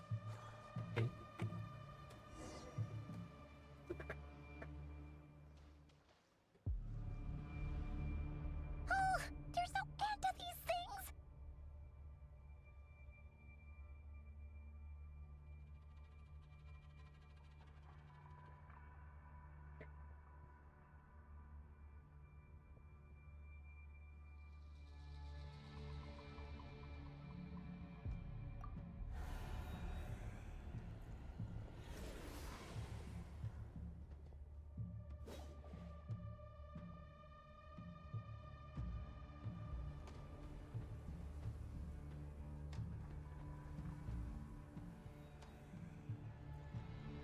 Holy. Fire. Oh, licky now. Fire? Wait, what's that smell?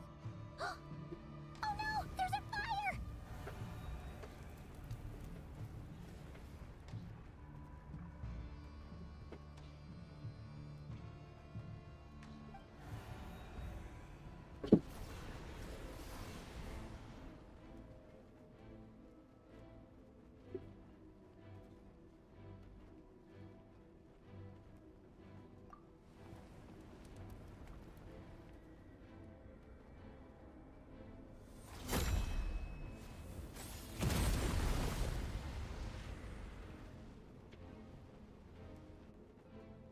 Means Sandrone was right.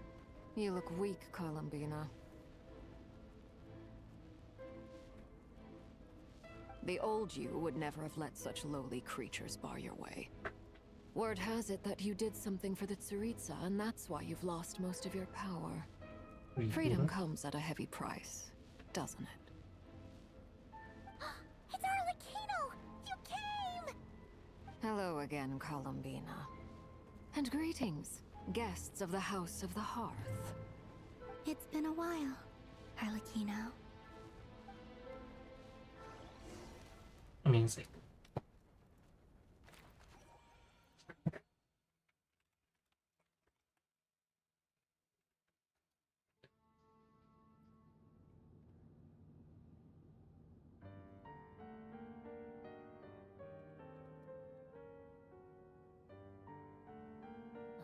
Stupid right here of stupid Solnari.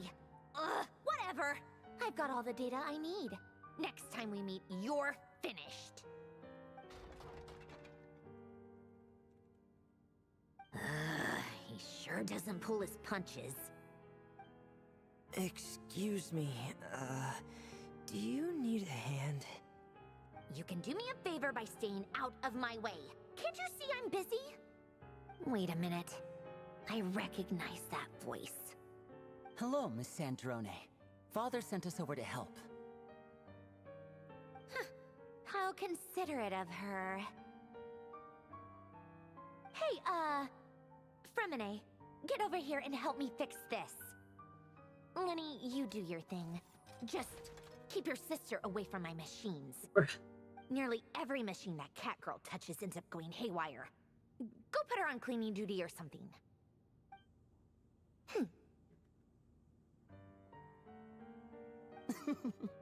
Then let's start downstairs. Fremine, we'll leave this place to you. You've got it. Wait a second. Pretty sure there's still some tea in the cupboard. If you want some, you'll have to make it yourselves.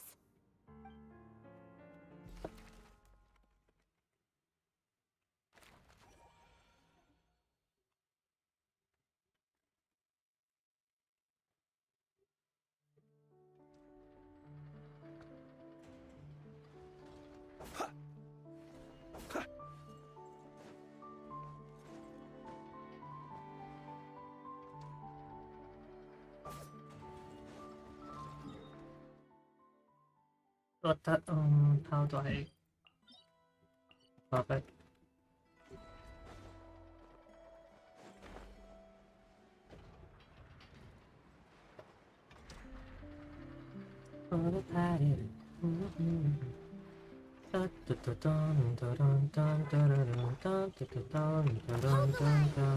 Things are about to get dicey. Quietly now. Cleanup sequence in. Close your eyes to dust. Be silent. Do you fear the dark? Okay, come over here. Holy shit.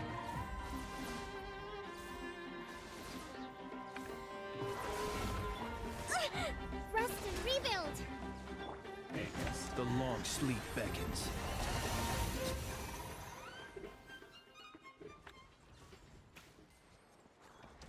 Where is it? Not to be sniffed at. Got another ship. Okay, let's do this first. These are babies. Hold the line! Busted. Oh shit. Here You comes did? the catch. Defensive mode. Observe. Close your eyes. Night falls. Be silent.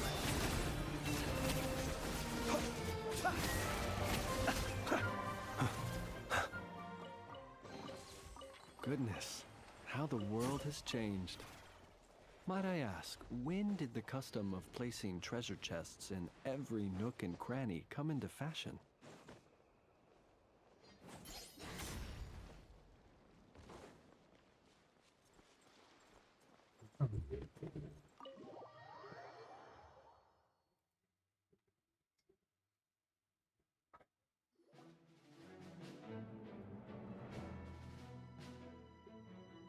It's a relief to see you all made it back in one piece.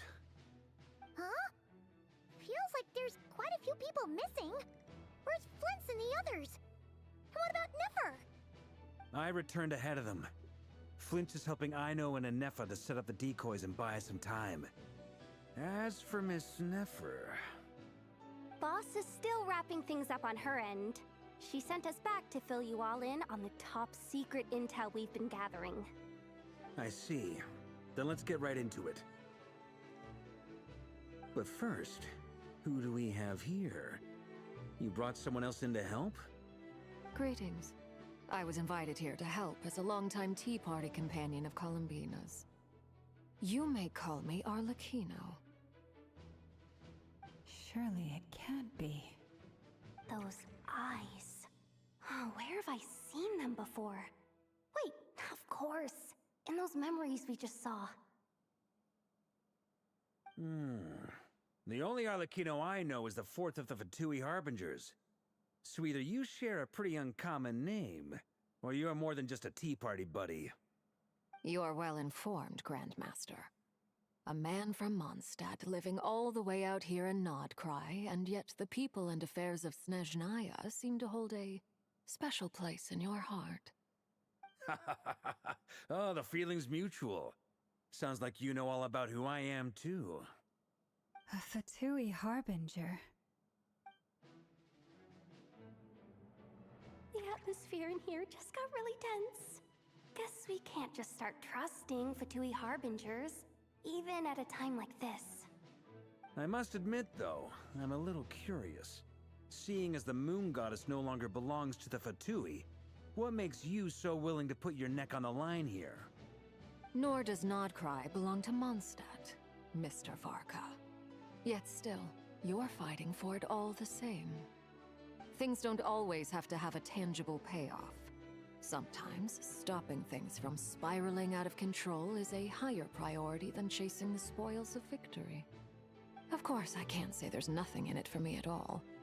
But that's between Columbina and myself.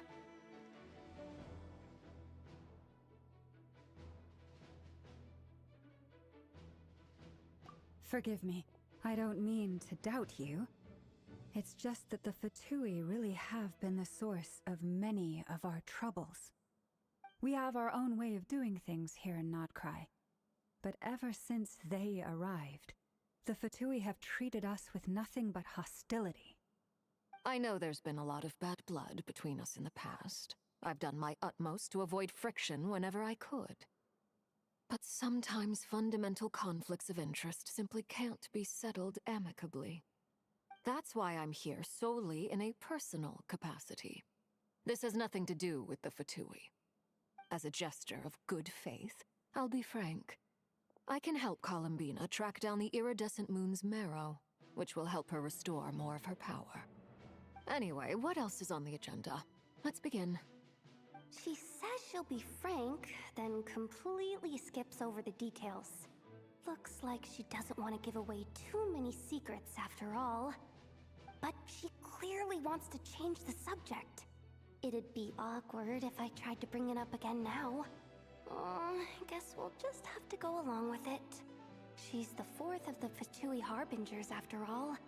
One look and you can tell she's not someone you'd want to mess with.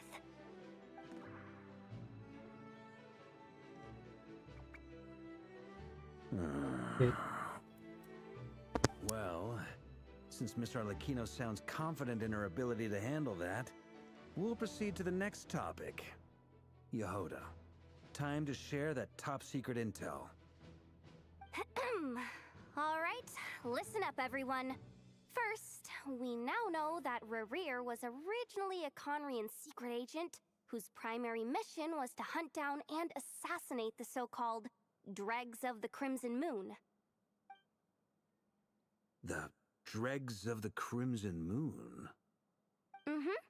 In the memories, there was a lot of talk about the Crimson Moon and Eclipse, and a whole bunch of other stuff from the time of Conria.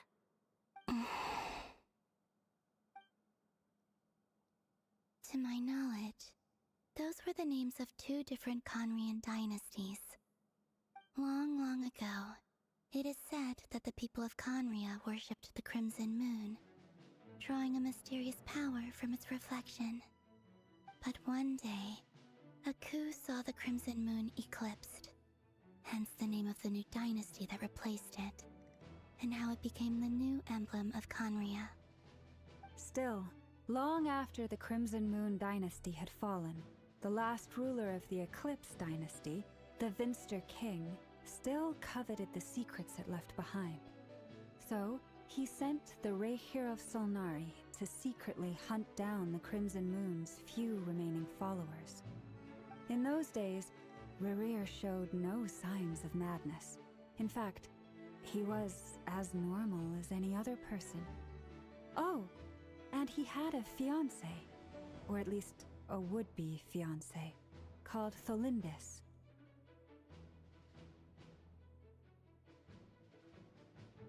What's the matter? Verfnir, Rheindaughter, Flinders, Flinders. Interesting. Anything else? What about this would-be fiancé of his? Do we know anything about her? Well, she was a researcher at the Universitas Magistrorum, but it felt like she was hiding some kind of secret. Oh, and one more thing. For some reason, Rerir's fragment also contains some of Tholindis' memories, though only a very small portion. Well, no shortage of potential leads, I'll give you that. In any case, it sounds like we can conclude that while Tholindis was still around, Rerir appeared to be lucid and quite normal. Tholindis, it seems, must have been the one thing in this world that he couldn't let go of. Tell me though, were these pure-blood Conrians we're talking about here? Why do you need to know that? Hold on. If she was a pure-blood Conrian...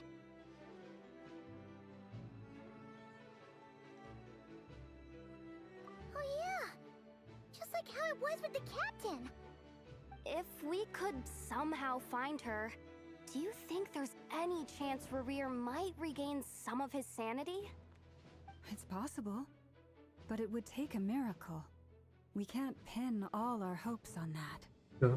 That merchant who Nefer knows, Dori Sangama Bay. Sagma. Maybe we could hire her to look into it. All right then. Let's keep working in our separate teams. Traveler, Paimon, Kutar, and Miss Arlecchino Kutar. will go look for the iridescent moon's marrow. As for the others... On the way over here, I noticed that the Wild Hunt monsters had grown even more frenzied in their search for Kutar. At this rate, the people living here will be in grave danger too. So I'm thinking of gathering together some of our followers to go wipe them out. I'll head back to the curatorium and meet up with the boss. Feels good knowing we've all got something to be getting on with.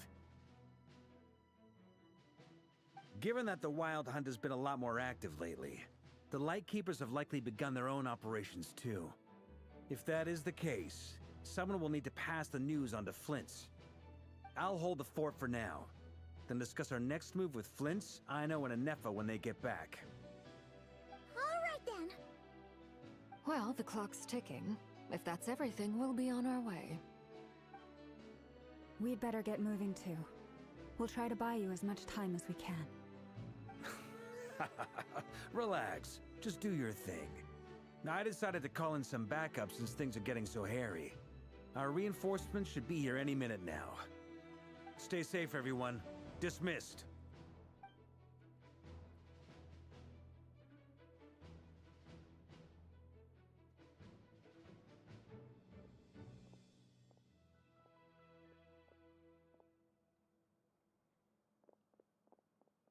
We're back. Oh yeah. Did we get here a little early? Or a little late? Too late, big boy. A tad late. The others have already set off. To summarize, our resident moon goddess has found us a new ally, and Boss Nefer has uncovered some promising info. Everything going smoothly on your end? Not great. I don't know how long we can stall them for. The decoys are getting taken out way faster than we imagined. I'm gonna make some more later, but I need a timeout first. I'm so tired right now. Oh, right! Inefa, could you fill in Uncle Varka on what we just discussed with Flint's? Sure. Uncle Varka, you previously told us about how when you went to investigate a source of the Wild Hunt in Amsvartnir, you discovered that it was just a diversion. But according to Flint's intel, several outbreaks of the Wild Hunt had already occurred in Nodcry in the period leading up to that. That was before Rerir had regained his body, when he was far from regaining his full strength. In other words, in theory at least, he still lacked the means to act in two places at once. Flint's, with everything that's been happening, the Lightkeepers across Nodcry are rallying to fight back against the Wild Hunt. They're gonna need your help. I know, I'm sure you're capable of coming up with something far more effective than decoys. But for now, you should stay here and get some rest. And Effa and I will head back over to Amsvartnir to see if there's anything I missed. I told you Uncle Varka would say that, didn't I? A deal's a deal. Not a word about my snack intake for the next week. Database updated. Reliability of Aino's predictions increased. What does that mean? They were betting on how you'd respond after hearing their intel. It's the obvious choice, isn't it? That's hardly worth betting on. We already decided that Inefa should go investigate the situation over at Amsvartnir on her own. You might as well stay here and keep watch.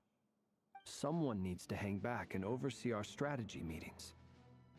And besides, you still haven't fully recovered from ambushing Rerir. So I've ended up with the easiest assignment. Well, I appreciate it, everyone. See you when you get back.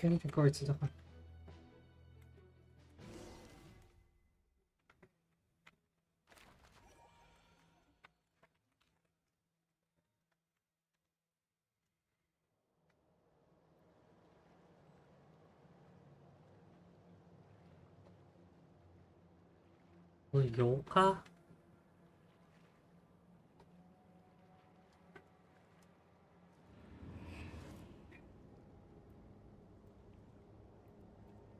Oh, my bad.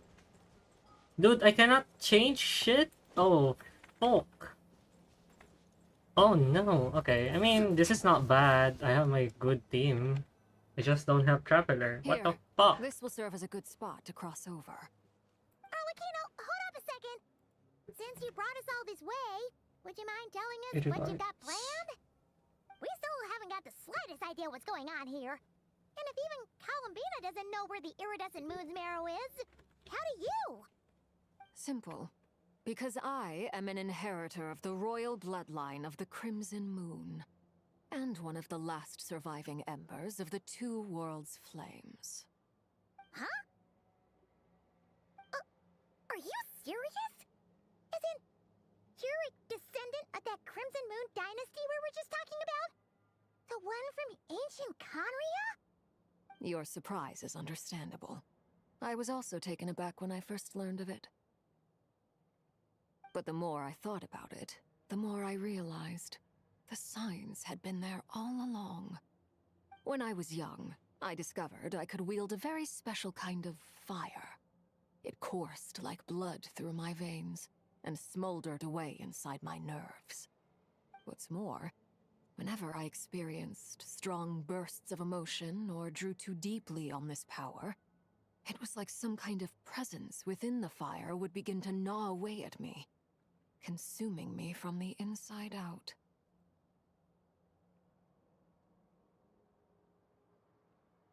Exactly.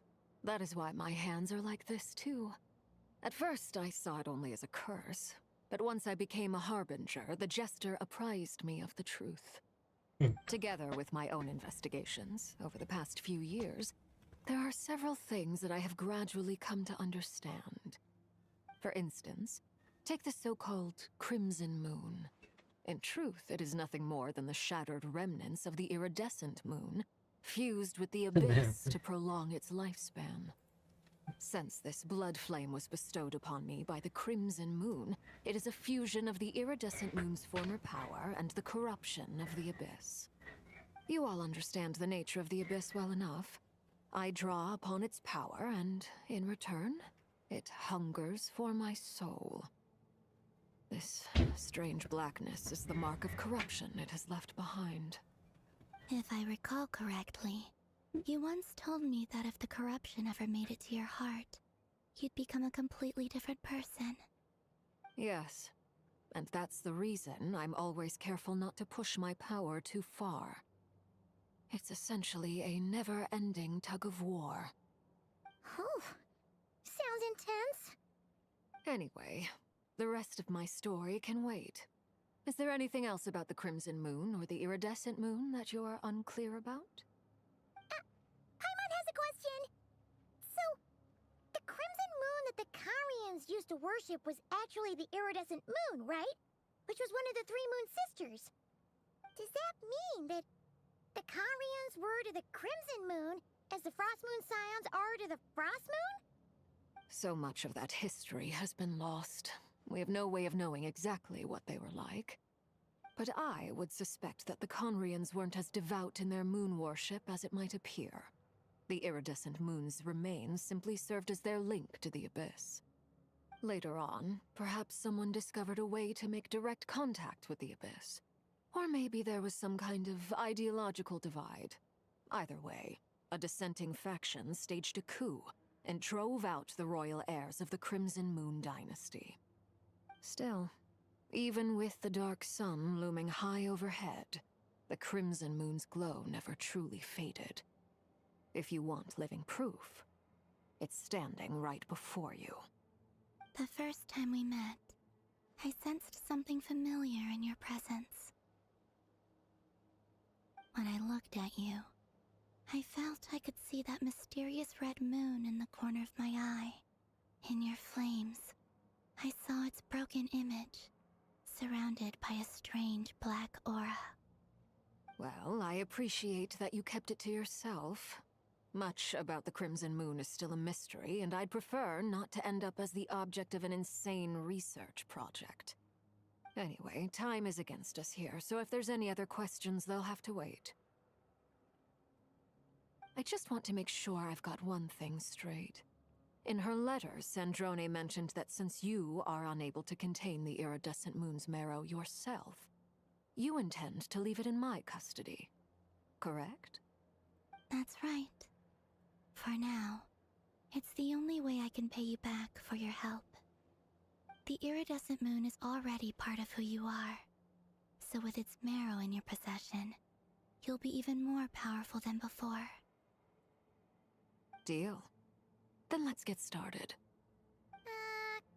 Get what started? What does this place have to do with the Crimson Moon? When I first became a harbinger, the Jester gave me a book called Parenheri, also known as Leobranto Inamorato. You should be able to buy a copy next time you're in Fontaine. It's a love story set in the Crimson Moon era, but setting aside the tangled romances of its characters, it also records a few interesting details. In the Crimson Moon era, or so the story goes, there was an orphanage that received children from beyond the bounds of this world, and subjected them to a peculiar induction ceremony. Beyond the bounds of this world? For real? And what kind of induction ceremony? The Crimson Moon sages looked beyond this world for beings with powers that surpassed the gods. But fearing they might lose control, they subjected these children to a process of refinement. They made these children crawl up a fireplace and kept asking them, "Have you died? Did you see it?" Until they finally admitted to having died and seen a crimson moon. The adults embraced the children who passed the ritual, telling them, "Within the fireplace, you have traversed the flames between two worlds. Here and now, you are born anew." The book leaves much unsaid, but I suspect that this was their way of branding the children they had enrolled, leaving an indelible mark upon them so that they would forever live in the Crimson Moon's light. That explains why I can't sense the Crimson Moon's marrow in this world. It makes sense that it would be sealed in a special space that can only be accessed temporarily through some kind of ritual. But there's no fireplace here. Do you see a chimney anywhere? Oh, are we supposed to build it ourselves? Okay, fine. Paimon will go find some bricks. That won't be necessary. The fireplace is purely symbolic. The key to the ritual is crossing the flames between two worlds. In other words, the flames that burn within me. Those burned away by such flames leave behind a kind of ghostly afterimage in the world. In the days of Conria, people believed they could be used to bridge the gap between the two worlds of life and death. In short, I can open a passage to that space for you. That's the easy part. The catch is I'll need to stay on this side to keep the passage open, so I won't be able to come with you. Once you're inside, you'll have to find your own way. Very well. Then I'll open it up. Traveler, spare me a little more moonlight if you would. I may need it.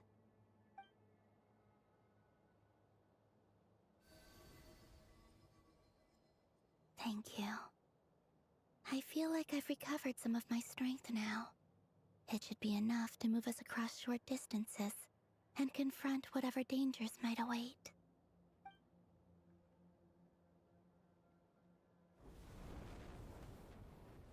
Mistress of the seven hues of ages past, great mother of the present, crimson-clad sovereign of the two realms, by fire severed, by fire renewed, I offer myself now and beseech your descent.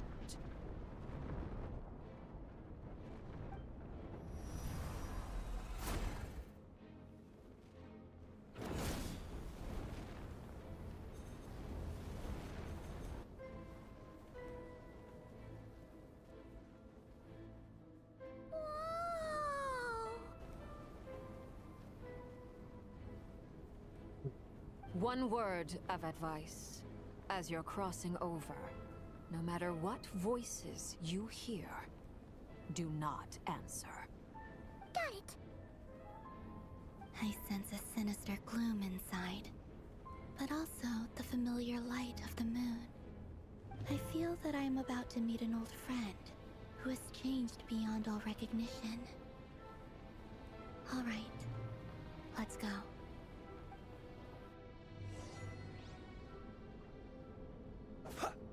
Holy shit.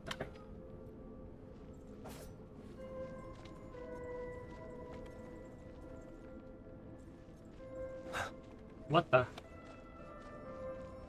Really? You can... Oh. Wait, should we... Oh, there it is. Holy...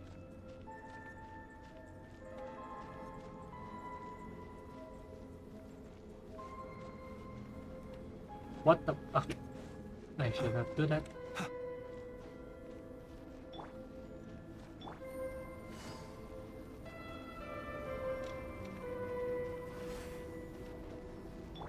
Insulation chamber deployed. Oh, damn it.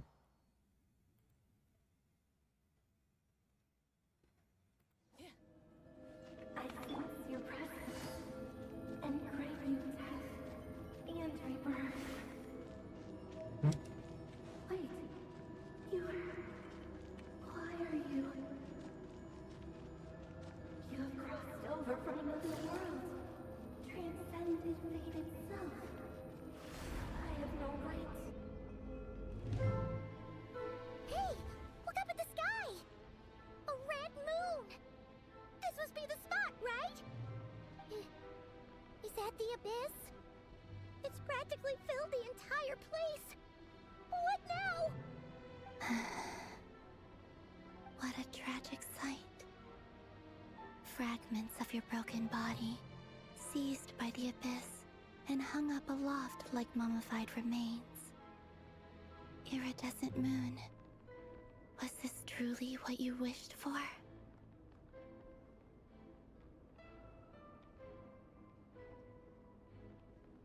Careful! There's something spooky about this place. Feels like something is lurking in the fog. Paimon's right behind you. Whatever you do, don't run off without her.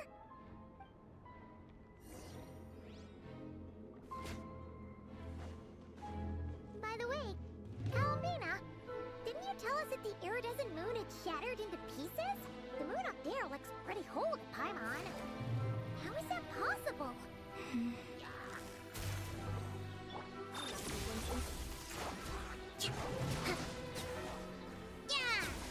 Yeah. Hi. Oh, goodbye.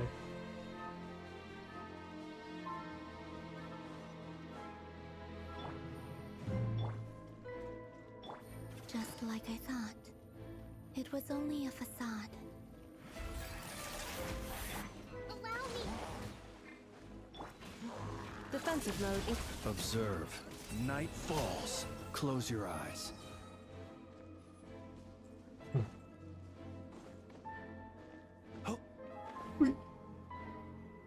Okay.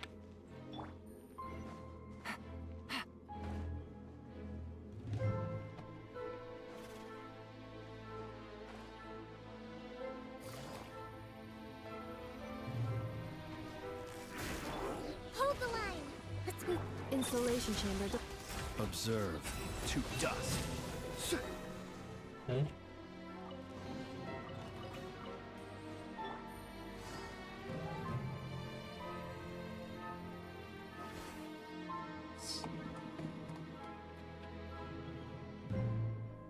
Huh? Huh? For real? That's way too high. There's no way we'll be able to reach it. No. I'm not sensing anything up there. It's coming from under the mountain. Let's see. Ah! There's some kind of weird shadow over the water. Wait, see that? Looks like a mechanism of some sort. Let's check it out. Holy.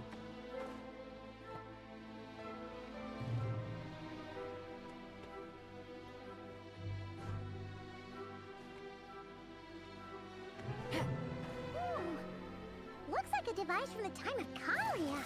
Maybe people once came here to study the Crimson Moon's domain, and they left this behind. Oh, if we can activate it, we might find some clues. Yes.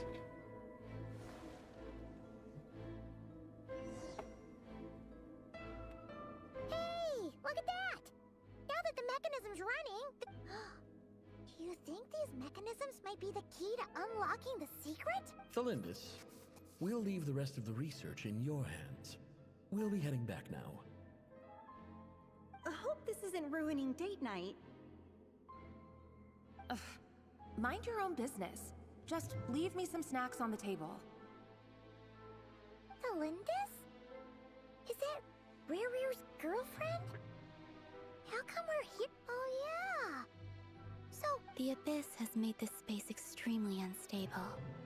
Maybe that's why some of the things she said and did were preserved here. Like echoes. Or after images. Whenever I see this view, it takes me back to a poem from my childhood. Waning moon, oh lifeless damsel, weeping on the mountain crest. Mourning still in wistful tone, her fragile soul now laid to rest. For me, of all people, to be here investigating the mysteries of the Crimson Moon space, is it a coincidence or something more?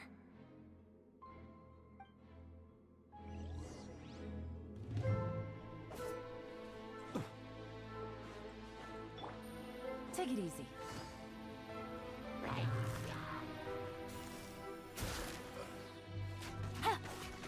cleanup sequence.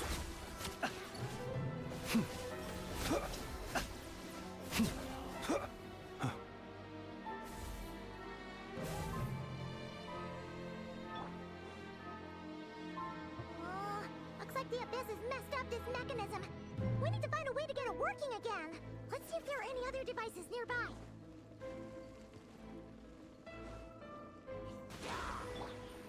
Gotcha. Game's up. Fun's over. Be silent. Night falls.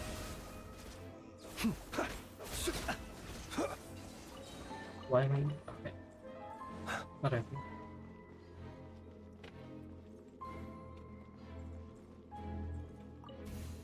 Oh. So we have to do that? Okay, whatever.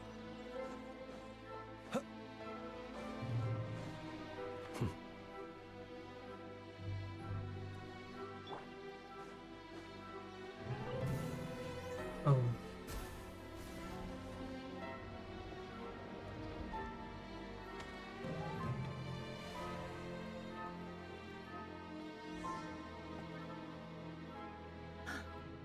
I see. So the moon marrow, or rather the power of the 3 moons, is the key to unlocking. If it really does exist, then maybe this madness can finally be put to an end.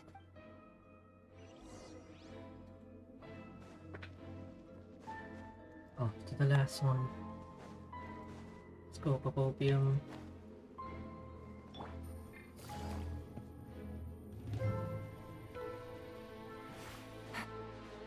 Take cover behind the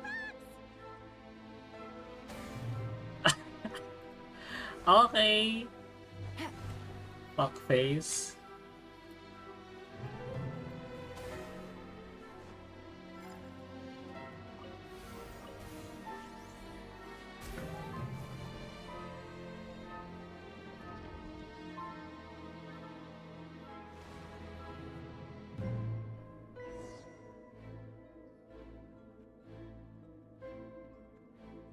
With the Abyss inhibitors in place, I should be able to access the chamber with the moon marrow.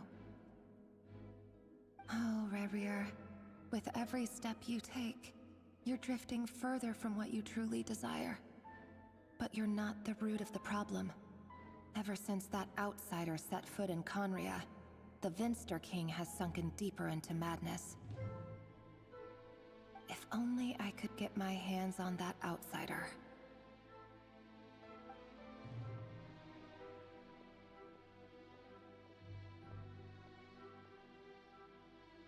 Hey look! The moon's reflection is back to normal! Elendis' voice mentioned a chamber with the moon marrow. Do you think maybe it's hidden in the moon's reflection? It must be. For within it, I sense the fragile aura of a dying soul. Then there's no time to lose! Let's go!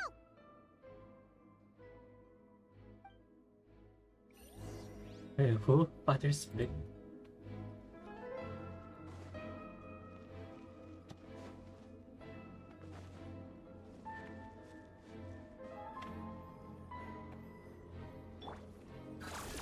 Accelerating.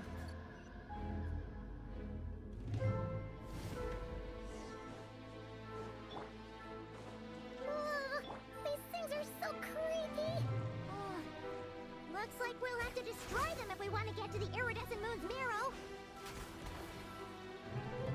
The Vic? Forget the king.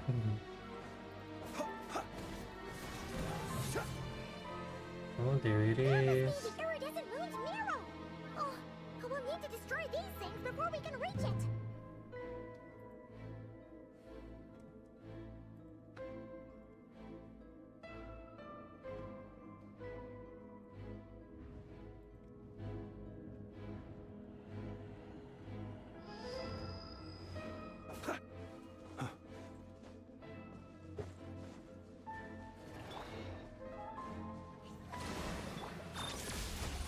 Things are about to get dicey.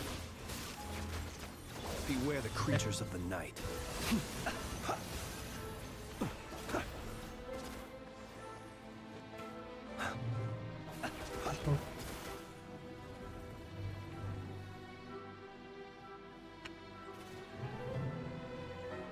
Oh, for fuck's sake, so top.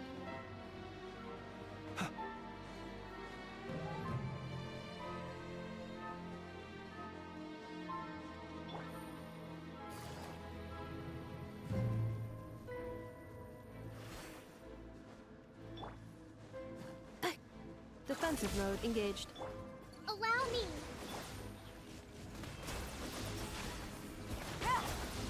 Close your eyes. Hang in there. We're so close. That me. Okay. That's one. Quietly now. Here comes the catch. Rusty, revamp. The night cometh. Oh.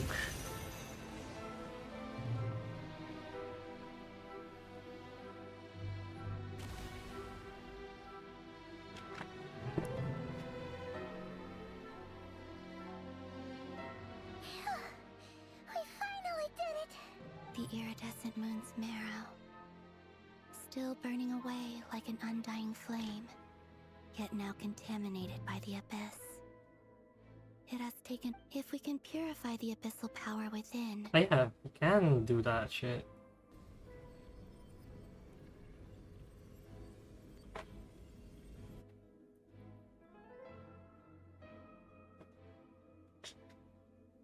And so...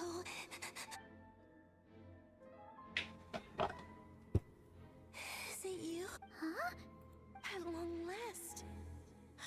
I'm sorry. I lied to you.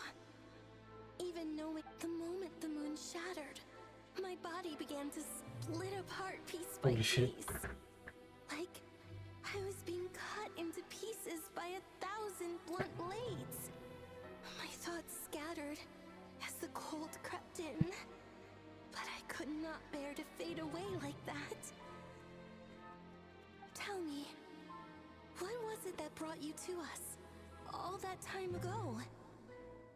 If only I had possessed your courage, then I might have been spared this torment. You look so... But trust me when I say that That dude. What was that all about? Was that the goddess of the Irid? It sounded like she was speaking to a long-lost friend. But perhaps she took me for the god for a fading soul like hers. But anyway, we've got the iridescent moon's map. All right, time to leave this place and meet back up with Arlecchino. Arlebino. That's odd. This place looks different than when we came in. Waning moon, Huh? oh lifeless damsel. Oh.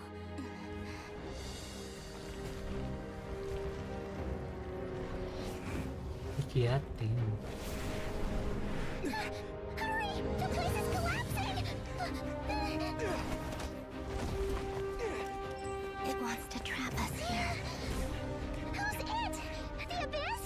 Now we've taken the moon marrow. All that's left here is a dark will. It will show us no mercy.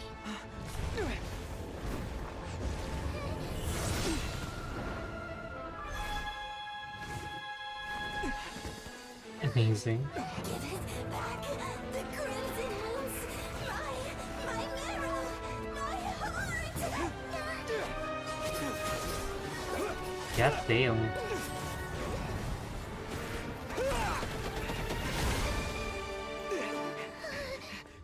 Finally! Huh? Oh no! The exit's blocked! They're back! Now what do we do? This is where you fall. Witness my rise. What are you waiting for?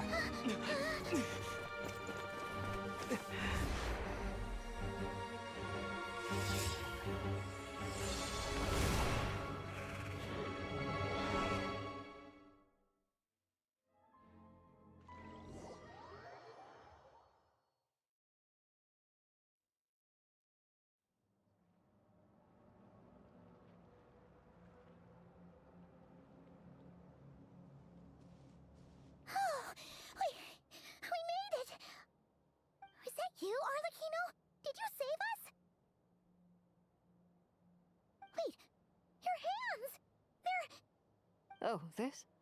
Don't worry. It's a small price to pay. The Abyss wanted to trap you inside, and I defied its will by bringing you out. No. I have paid the price, albeit a small one, and it cannot be undone. My... Oh, we're so... As much as I'd like to call it a favor. Yes, you did your part. And as promised, I will leave the iridescent moon's marrow in your care. From this day forth, may the two worlds' flames burn ever more brightly.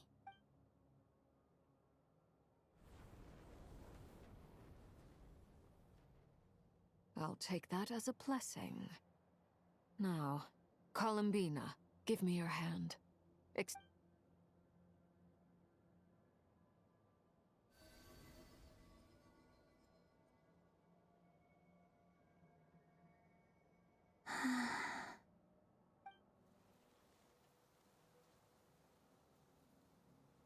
Feeling stronger. Hey,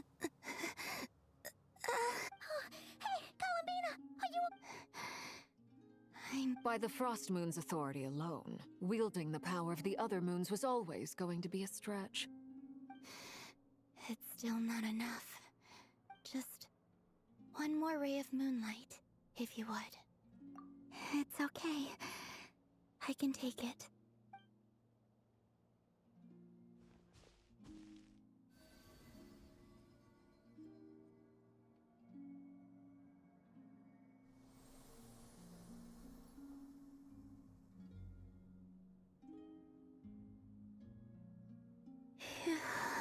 How about now? Fighting fit? At the very least, I won't have to stay hidden like before. I want to see him gone from Notcry. The Rayhir of Solnari and his wild hunt must be sent back where they belong. Well, it's good to have something. When I first met you, you didn't strike me as a ray of moonlight. More like a wisp of fog, but now, you're full of vitality. Just like the Frost Moon, once the brightest of them all. May you keep... Thank you. Look after yourself too, Arlecchino. I know you have plans of your own, and that's why you're always seeking to grow stronger. But whatever you're after, don't let the Abyss take a hold of you. I do not wish to see you go down the same path as Rerir. I appreciate the concern, Columbina. Although perhaps it's time you took a new name. A new name? Kutar, the Moon Maiden, Columbina. They're nothing more than code names. They describe who she is and the roles she's played, but they're not her real name. We often use code names in the House of the Hearth, too. But it's knowing your real name that keeps you grounded. Up till now, you've been living a wandering life, so all I'll say is this. All right, that's it for... You're the best! I appreciate the gesture. It speaks to your good... Nation that doesn't exist.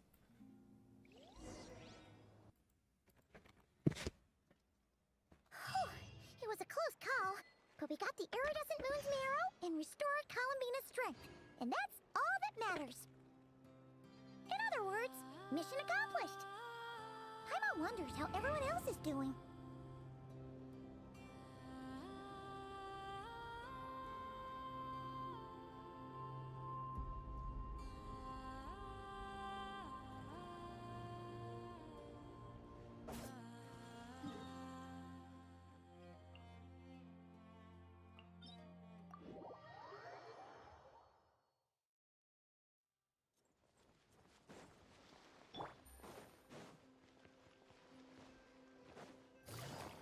But why are we meeting? Take it easy. Whatever.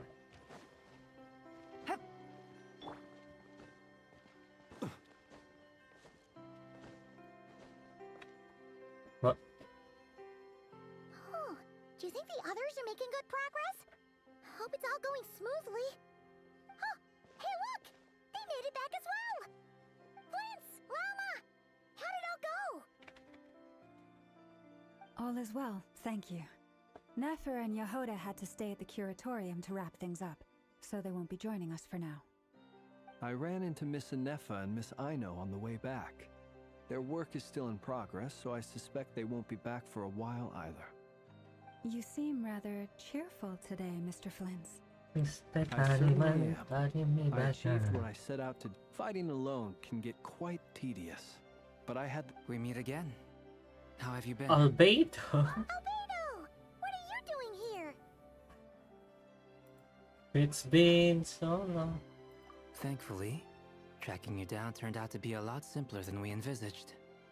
These two courageously lent me a hand while I was fighting the Wild Hunt. When they told me they were Servarka's colleagues, it all made sense. And given how people of outstanding talent tend to cross paths, it's no wonder you're already acquainted. So, who's your travel buddy, Albedo? Why don't you come and introduce yourself? What up, Judy? What the heck? A gentleman of few words, I see. And a rather stern countenance. I presumed you were acquainted with him. Is that not the case? It's nice to meet you. Again. We've technically met before. Wait a sec! You're Minnie Durin! That's right. It's me. I'm glad to see you again. By the way, he says it's okay if you drop the mini. Yeah, I'm not as mini as I used to be.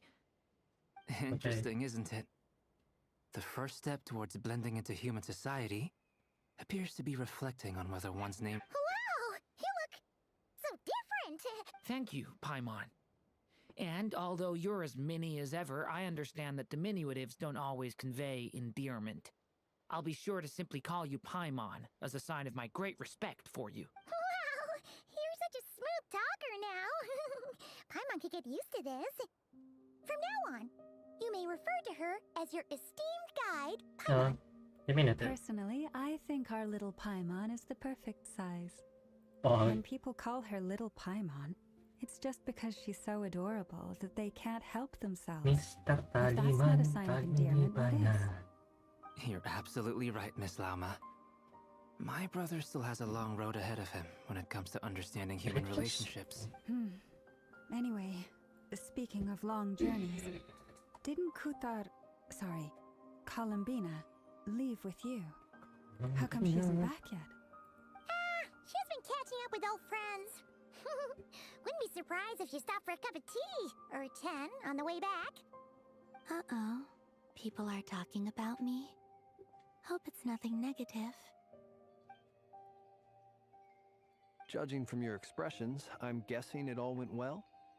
It all went down. It all went down. No need. This is a job for an alchemist.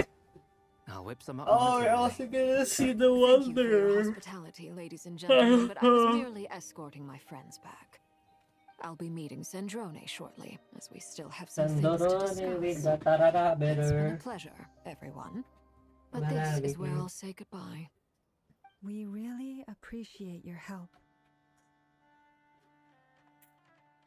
Mr. Taliman, Talimi Banan. Oh, come on. Spare the formalities. I'm just glad I could help out some That's the true only friends. option. Yeah, whatever. I understand. Well, bye for now, Harlequino. Arlebino. Oh, this place is hopping. It's probably a good thing one of us left. Are you saying we're about to run out of chairs? As a matter of fact, I am. It has started. Isn't this like, oh my gosh. This is gonna be until like Act 6 or 7. Oh, there's it.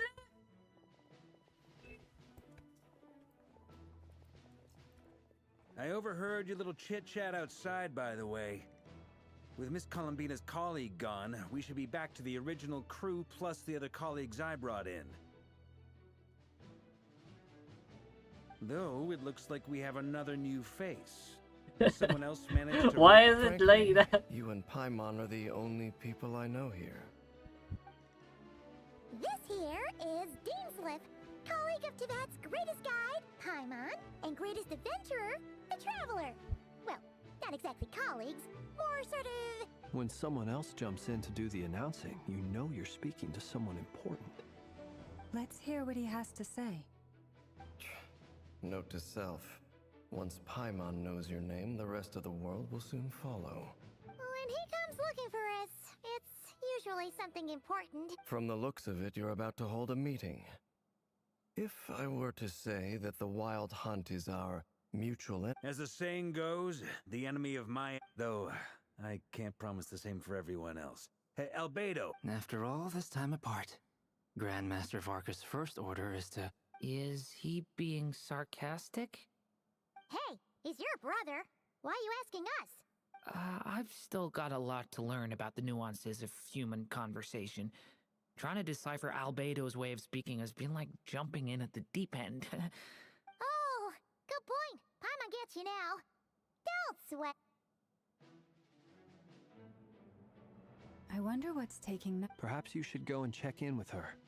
I just got back from the curatorium.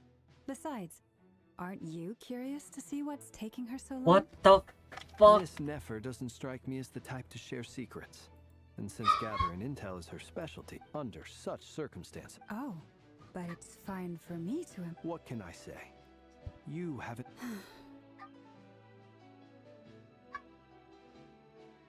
Impressive. She barely fought back at all. I admire your powers of persuasion, my friend. As I'm sure Miss Laumo will realize soon enough, the trick in life is to always pitch in with other people's responsibilities so that you can be selective with your own.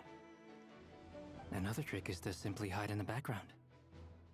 Spoken like a true sage. Anyway, looks like we've got some time to kill before the meeting. Let's take a little breather, folks. And feel free to chat amongst yourselves. We'll get down to business once the other two arrive.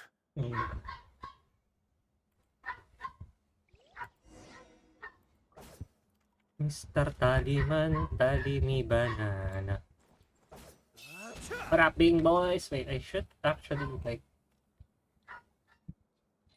change shit. Is this good? Wait, I don't have a good user. Happy to oblige. Maybe not.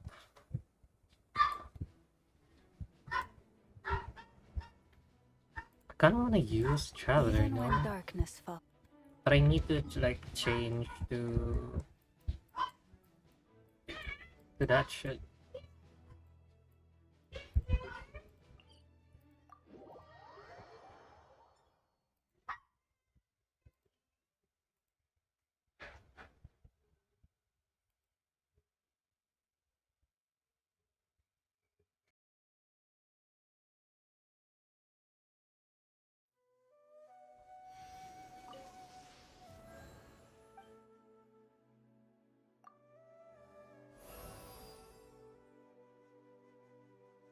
Let's go, the only good shit.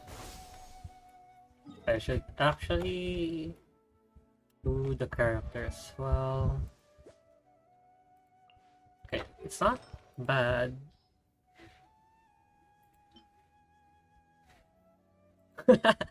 What is that? What was that?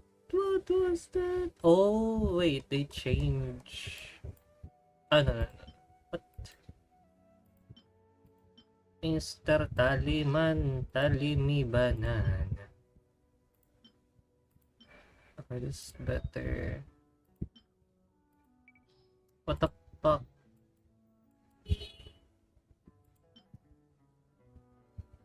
Mr. Taliman, tali me banana. Actually, not bad. Let me do you. Ah! Ah! One more! Holy shit! Fuck! What is this? What did I do to deserve this? What did I do to deserve this? What the fuck? Do I even... Okay, you know what? Let's do it. Last one. You know, I'm so lucky I'm gonna get... Salamat.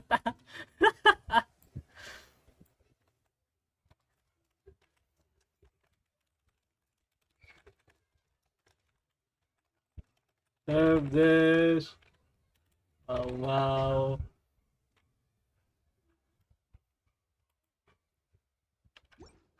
Giat.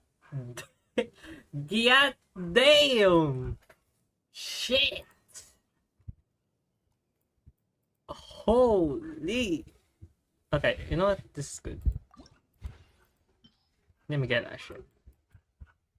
Mr. Taliman, Talimi Banan.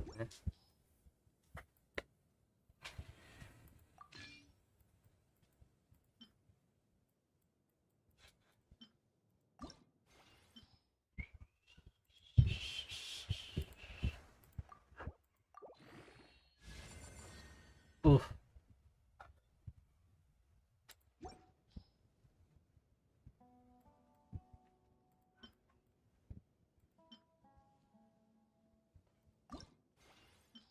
Wow, wow.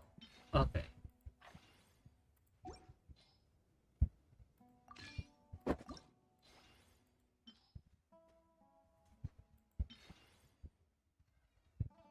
Oh, no.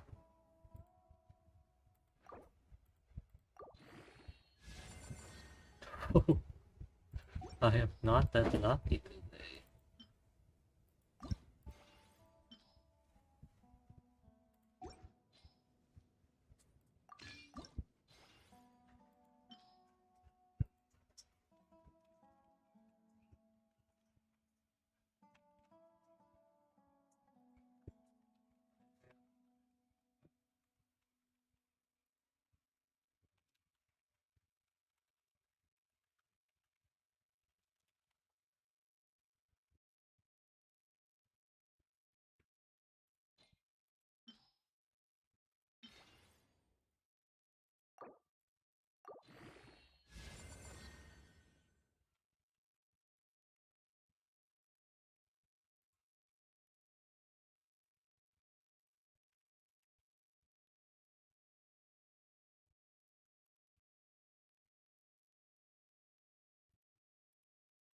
Mr. Taliman, Talimi Banan.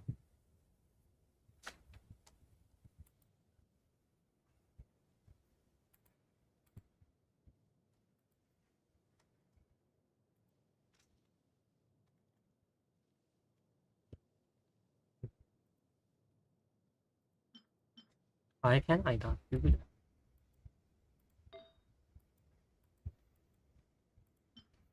We are not doing dentro. We are. Mr. Taliman.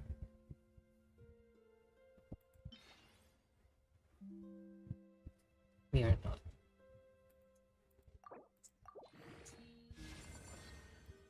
Whoa.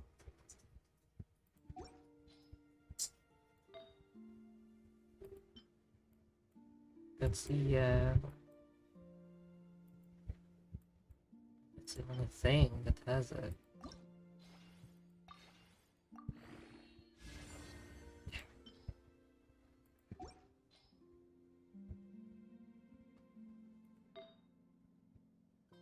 But I mean, it's not bad, I guess. Infepa already has it. Wait, Chongyun can get it. Okay. Okay, we don't have... What is that? Okay. Dude. What do you want from this guy? Who's using it? Chongyun's using it. Chongyun should get the fuck out. Let's just do this. Scam. Kujo Zara is using EM? What the fuck? When did I give you that?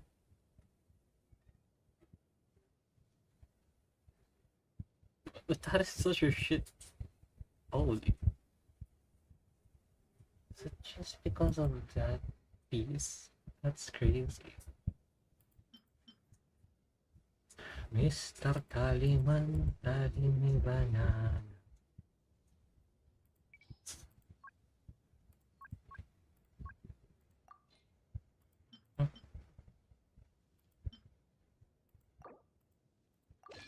Okay.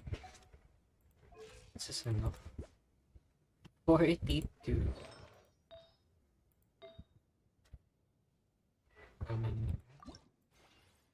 Surely. Oh, I don't have 4 stars.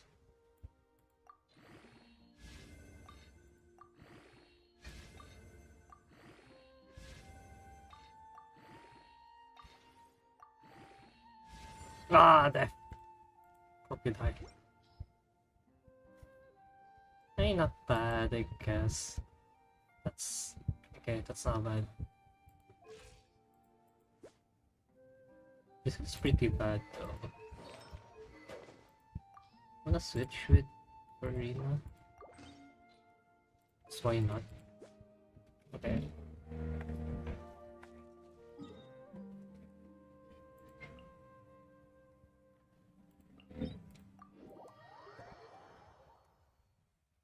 Mr. Taliban, Taliban.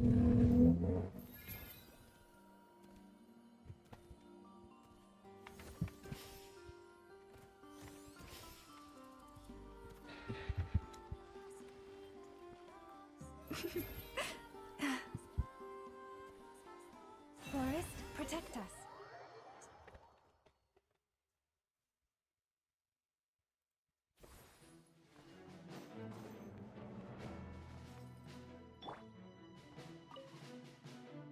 You're both awfully quiet. Why don't I start us off with an icebreaker? Much obliged. Have either of you ever had your portrait painted? If not, I'd be glad to help.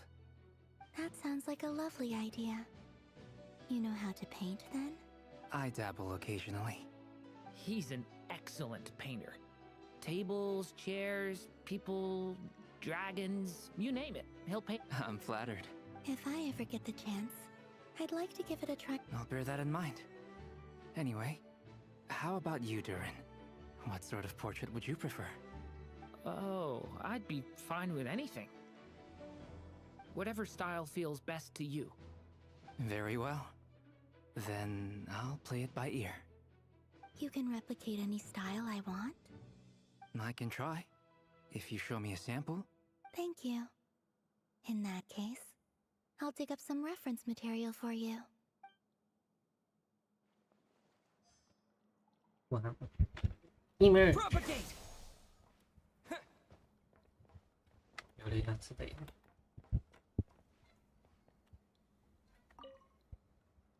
Truth be told, I can't remember the last time I was in a meeting with so many people. You're not alone there, my friend. I don't... Itlua's a good apple. I'll give him that. So you're what? A fake Ratnik? Come on. Sorry. I'm not even gonna bother trying to hide it. You've known all along, haven't you, my Let's just keep this between ourselves. What the fuck are you guys Probably talking? best if he look.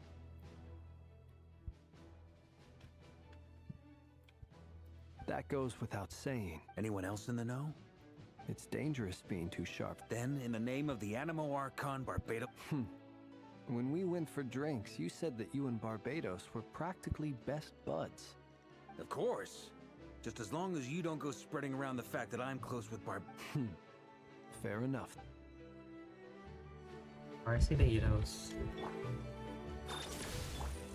Leave this place. Is there something you'd like to say to me? I will go. For starters, why'd you just show up here without even giving us a heads up?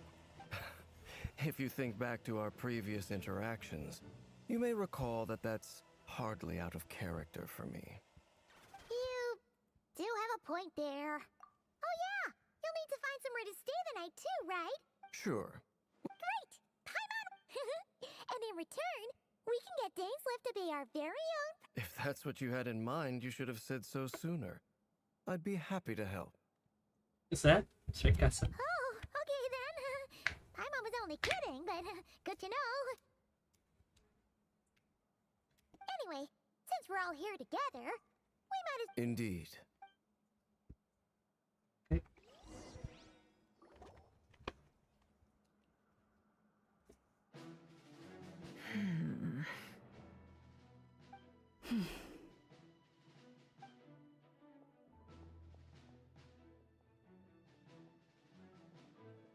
Ah, Miss Nefer. You made it after all. But what about Yehoda? I'm here to give you an update on how things are going on our end. Once this is over, I'll be heading straight back to continue my work. I left Yehoda back at the Curatorium to watch over things while I'm gone. Huh. So much for just this once.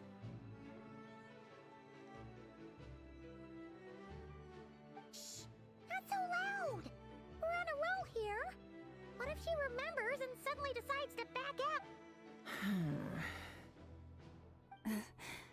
Did you say something, Mr. Varka? Huh? I didn't say anything. Right, Flints? Must have been a frog. They get so noisy around here at nighttime. It's like they're putting on a concert in the background. Anyway, before we begin, there's a few introductions to make. Let me start by saying that it's an honor to be speaking before so many distinguished colleagues and collaborators. First up, we have Miss Lauma. As Moon Chanter, she's the leader of the Frost Moon Scions, a local religious community in Nodcry. Then there's Miss Nefer, boss of the Curatorium of Secret. Nefer is leading the investigation into Rarer's background, assisted by Over here, we have Mr. Flintz, a Ratnik and guardian of the abandoned lighthouse. In our last operation, he courageously— For those of you who've never met, this is Mr. Albedo. Next up, we have the Moon Maiden and former Fatui Harbinger, Miss Columbina. Then we have the Traveler, who's earned more titles than I could possibly hope to list out, so I'll spare you the rundown. And Paimon, the ultimate travel companion and quite possibly the best guide in all of Tevat. Wow! That's a lot of people! Great! Miss Nefer, it looks like you might have another job coming your way, so, congratulations on the booming business, I guess. You think I haven't got enough on my hands as it is? That would be me, Miss Nefer. I have a commission for you. And you are? Who I am doesn't matter right now. What does matter is that I— Well, it's not as if we never take on anonymous commissions. But in your case, I'll have to decline. I'm gonna take a wild guess and say your job's probably more hassle than it's worth. It's my eyes, isn't it? Conrian, I assume. And what's with the mask? Are you trying to hide your identity? In any case, the fact that— My name is Dainsliff. And yes, I am from Conria. As I'm sure you're aware, the Raker of— Really? Then you must have been quite an You flatter me, but none of that matters anymore. My point was simply to clarify why— So you're both from Conria, and it sounds like you used to be friends? What am I missing? I'll tell you everything I know. The history of Conria. I have never spoken openly of this before. But the truth was exactly as people say. The 5 sinners were each driven by their own desires, and it was by playing upon these that the Abyss tempted them to their fall, tearing Conria apart in the process. The visionary, Vedafenir, who wished to foretell the future. The wise, Haroptatir, who sought limitless knowledge. Gold, Rhindaughter, who desired to create life. The foul, Sertologi, who pursued supreme strength. And last, but not least, Raker of Solnari, Rerir, Ravager of the Moon. Of the 5, Rerir is the only one who remains a mystery to me. He never harbored grand ambitions. So what changed in the space of a single night?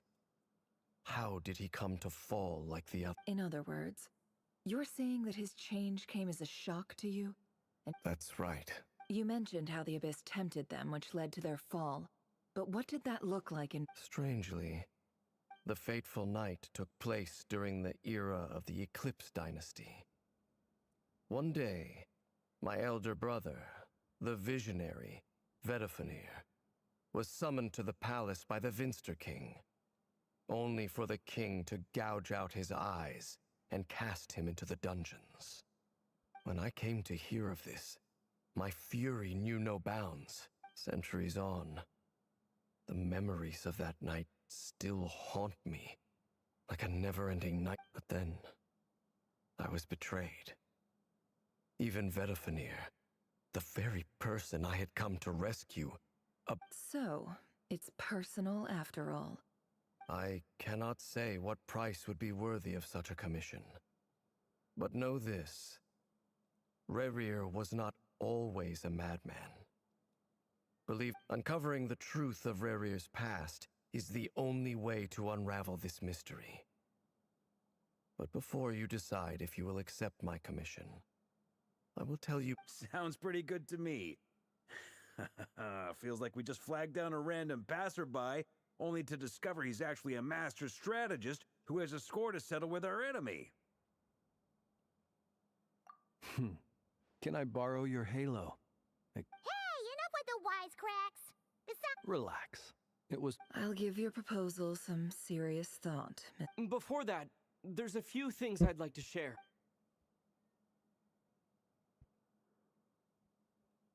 Now that we've united the hearts... You've done so much for me, so I want to be completely honest with you all. Even though I'm doing a lot better now, the truth is, my recovery will likely be an ongoing process. From the moment I was born, my power has been slowly ebbing away. And that is because Tevat has never accepted me. So far, I have yet to find a solution. It may turn out to be a problem that will plague me until the— Even so, I will do everything in my power to help you drive out the Rehir of Solnari. As Arlecchino put it, this is— Kutar. Defeating the Rehir of Solnari will be no easy task. While my strength slowly recovers, we'll also need to gather more intel. Naturally. We should take all the help we can get if we hope to defeat him. We've considered several viable plans now, but our choice hinges on the answers to a few key questions. Is it even possible to kill Rerir? What experiences shaped the person or monster he became? And what's he really after? Given Albedo's expertise in alchemy, I think we should leave him to try and answer the first of these questions. Understood. As for the other two, I'm afraid we'll have to count on you again, Miss Nefer. Believe me when I say it's not my wish to burden you. But right now, relying on your skills is our only option. So you're placing all your hopes on me, huh? We can't thank you enough for agreeing to help us. Honestly, I can hardly believe how lucky we are. You sure have a talent for changing your tune, Miss Moonchanter.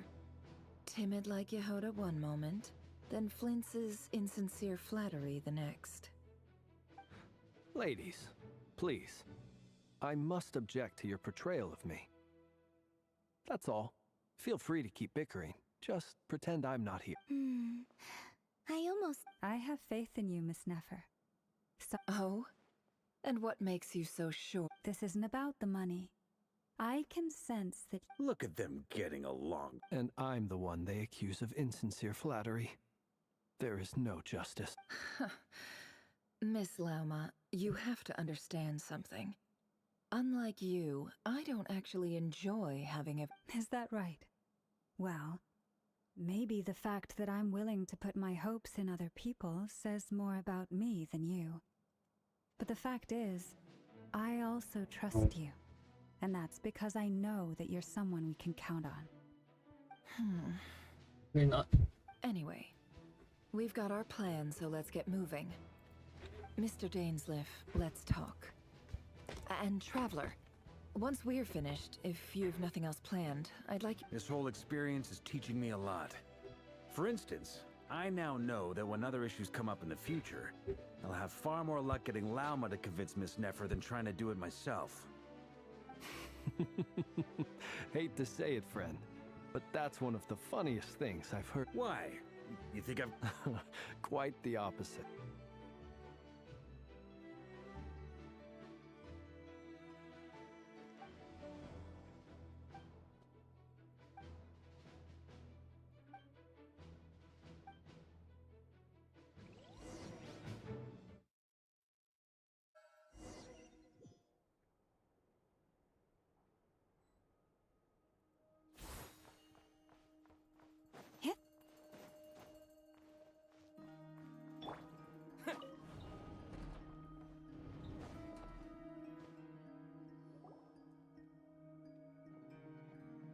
Thank you for waiting. It's okay. We actually used the time to help Dainsliff get a room at the hotel. That's very considerate of you. Now, I trust you share my curiosity about Rarier's past, and you seem fairly familiar with Mr. Dainsliff already. We spoke at some length after the meeting. He was the one who suggested I should invite you to join this operation. Dane has a lot of faith in us, that's for sure. Likewise. I appreciate that you got right on board without interrogating me about why I invited you. It shows that you trust me to explain everything in due course. That's because we know what you're capable of. We appreciate you too, Nefer. You might have been forced to help in the beginning, but this time, it was your choice. That's one way to put it. Another is this, that once a decision's been made, it's set in stone. After that, my only goal is to see it through. Alright, so here's how it is. I'm going to access Rarier's thoughts again using my confidential method. Now, I'm sure you've seen things like this before on your travels, so you're surely well aware of how dangerous it can be. The reason I've gathered you all here is to ensure my safety during the proceedings. I plan for us to enter the fragment of his consciousness together, and once inside, I will focus on searching for information. Think of this as a diving expedition into someone's brain. If I'm the diver, you are my safety equipment, tasked with keeping me alive while I'm under the surface. Once the ceremony begins, we will all be spying on privileged information. But in the interests of safety, you must remain absolutely silent at all times. We will discuss our observations after the ceremony has concluded. Lastly, any individuals of a weaker constitution are advised not to partake in the ceremony. In any case, Paimon has her own job to do, which requires staying in the room but not joining the ceremony.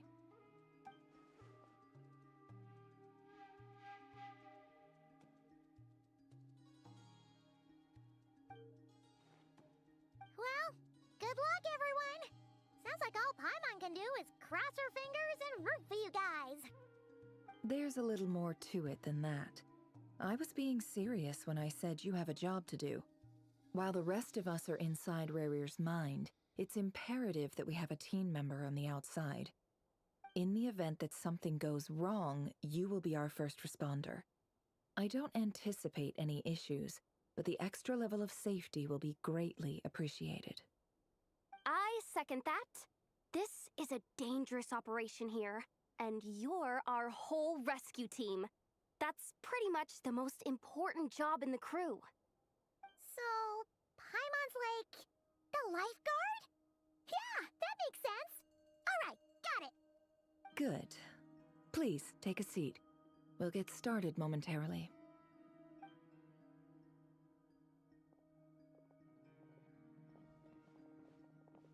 So, did Mr. Dainsliff tell you anything else?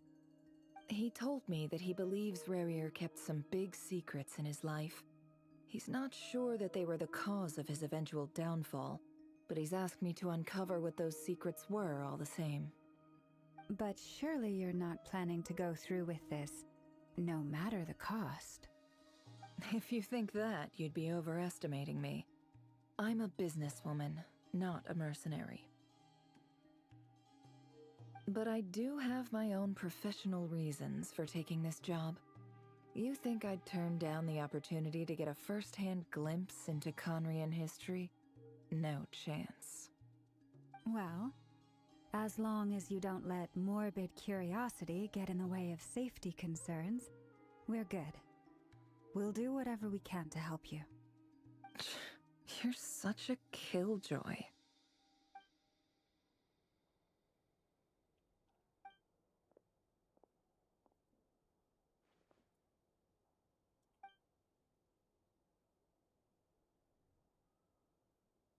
All right. All set over here, too. Promise, Paimon, you'll be extra careful. All right. Let your whole body relax. We're about to begin. Close your eyes.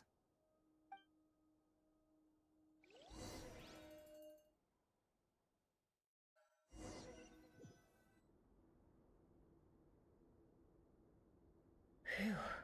Could this be his pretty standard setup? According to Dainslet, is this where you keep your secrets?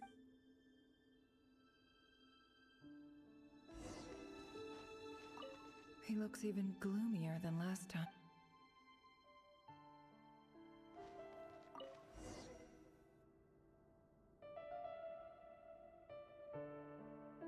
Today's files are in. Time to wade through them, just like usual.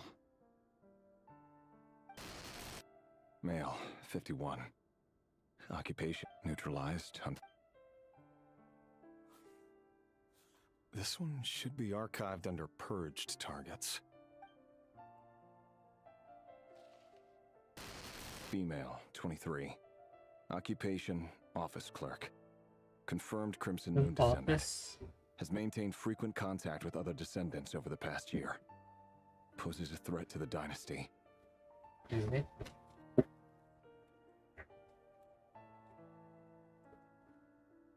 Neutralized. Another one for purged targets.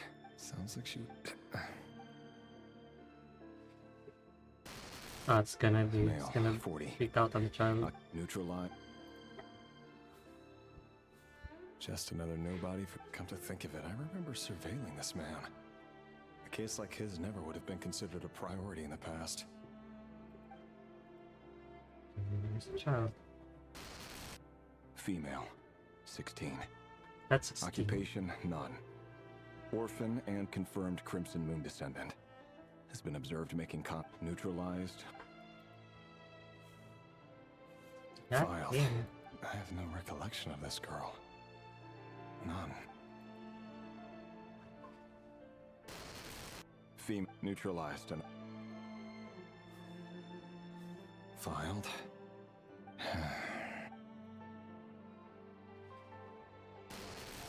Male, 11. Neutralized.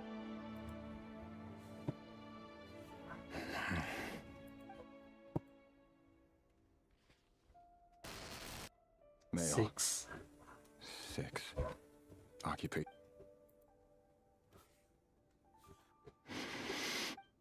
It's funny, isn't it? Your job is becoming both harder and easier at the same time, depending on how you look at it.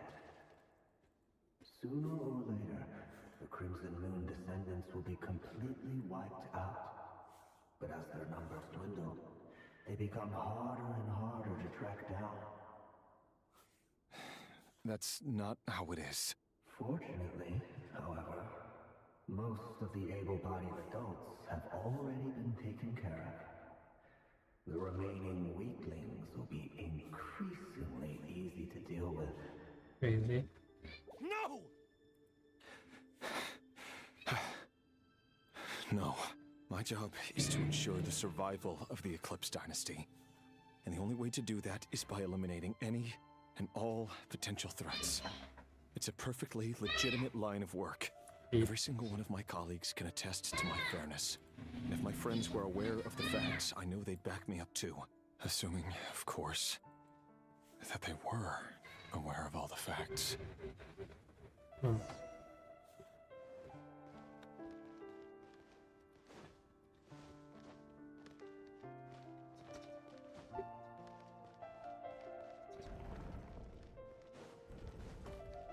It all adds up. Mr. Vedifalnir? Rerir, I trust you're here forgive me. Tell me, does someone in your position ever feel the need to ask questions? It is indeed within my power to foresee certain things. Things like your arrival.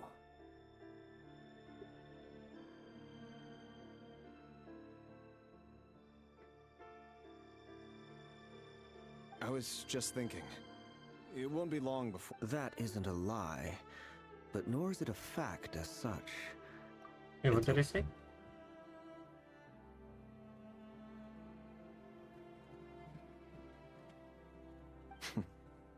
Ever since that day we met for drinks, I knew it was only a matter of time before... Does it feel good? Knowing how the future will unfold. I'm afraid the notions of good and bad fail to capture the complexity of what such a power entails. Once you've seen what will come to pass, you fear my silence, and long to hear the words I left unspoken that day. That's right. You must have noticed my reluctance to broach the subject. And the reason is simple. Because the truth could never have lived up to your hopes. For both our sakes, such words are better left unsaid.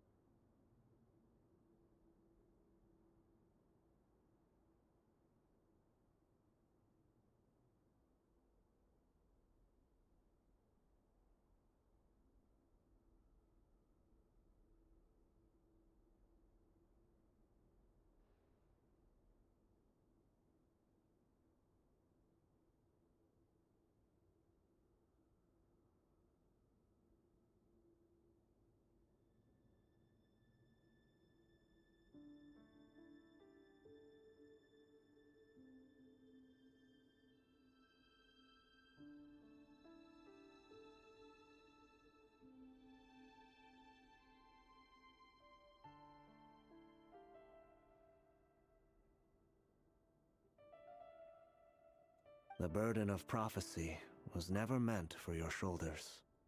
So who exactly do you deem worthy to hear your prophecies? None but our exalted king? Or rather, our king as he once was. You're closer to his majesty than I am. You say that as though it is to my benefit. Yet precisely because of that, You are so wise. You make a fair point.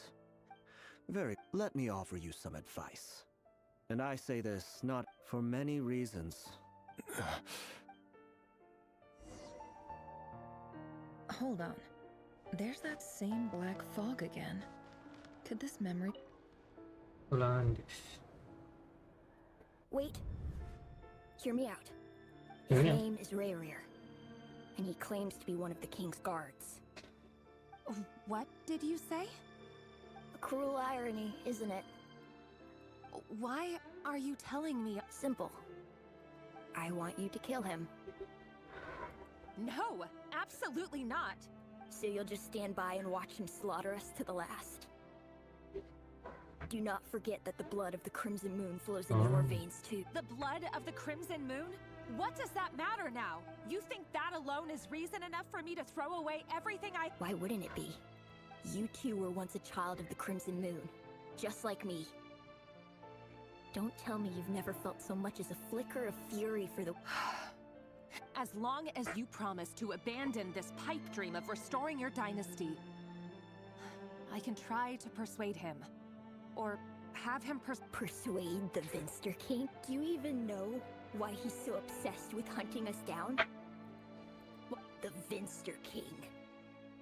A blind fool. If you can't bring yourself to do it, so be it. The Rehir of Solnari. That really is quite a secret you've been keeping from me, but who am I to talk? Am I really? Love should be built on honesty. Is it really so wrong to hide things that would only make life harder? Vedifulnir must have known all this. And that's why he made his prophecy. But I won't just sit by and watch, no matter who. Huh?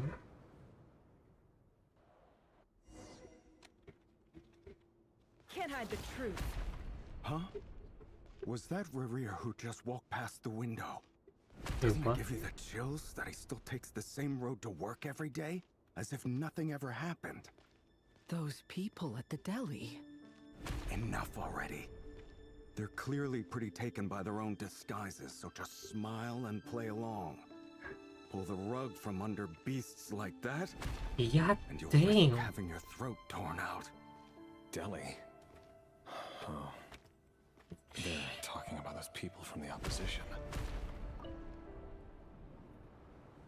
But surely you can see he's not the man he pretends to be. So many have died already, and they say that the king... We're not going to survive this, are we? But, Felindis, are you even listening? Sorry, Freether. I heard you, though. He's just following the king's orders. He's a secret agent, and it's his job. By the time you first met him, he'd already taken lives. No. Rerir has no idea I have anything to do with the Crimson Moon. My family are only distant relatives of the main lineage, and besides, my eyes are perfectly... Truth be told, apart from my teacher, pretty much no one... But as Orlog said, who could possibly talk sense into that raving... I'll work something out. Trust me, Don't forget that Rerir is an Eclipse operative. For now, don't come looking for me. If even you can't escape this, what hope do the rest of us have? I won't speak in his defense. Nor can I give you a clear answer to that question. Here, hold on to this. If an opportunity to escape presents itself, take it. You'll be glad you took... You call that change? I've got a job, and there's still money coming in. But you can't go anywhere right now.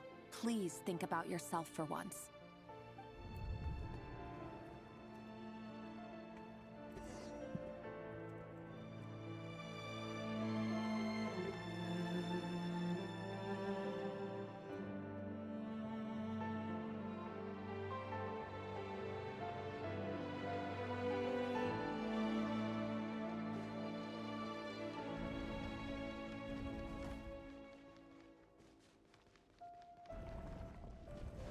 Another day, another round of assassination training.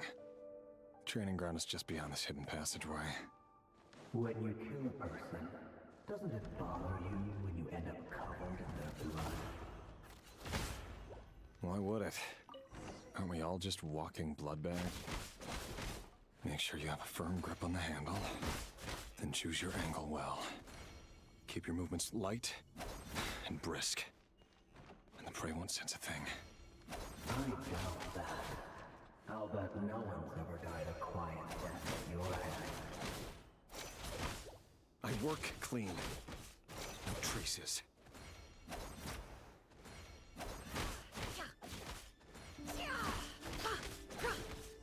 That doesn't make it open above board, though. The king just happens to need you right now. What if somebody doesn't? That won't happen. He's changed. Ever since he fell under the spell of that power. In the beginning, he only had you take out a handful of the guilty. But now...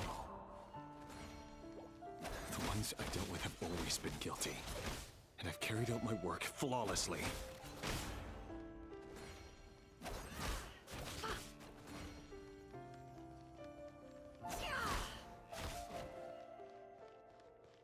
It all adds up.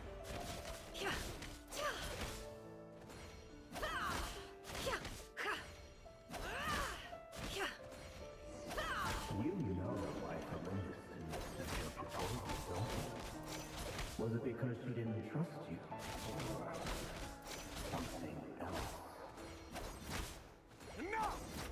Oh, it's the children.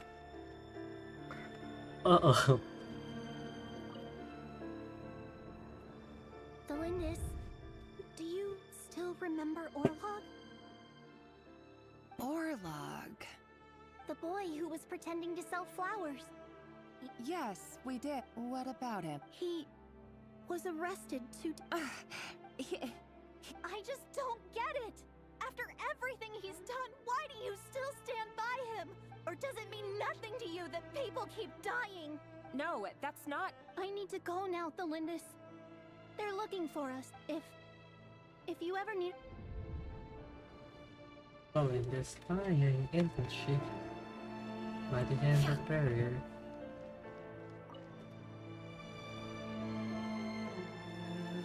Author Thelindis. Over the course of this week, the research object was subjected to interference for a total of 47 hours for experimental purposes. The results are as follows.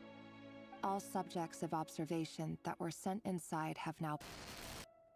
The situation within is proving more problematic. No progress whatsoever. What now? Won't you give me even a glimmer of hope? Things are getting worse by the day, but... If all this research comes to nothing, what then? But could he really bring him... No. Surely he wouldn't have the heart... She's dead.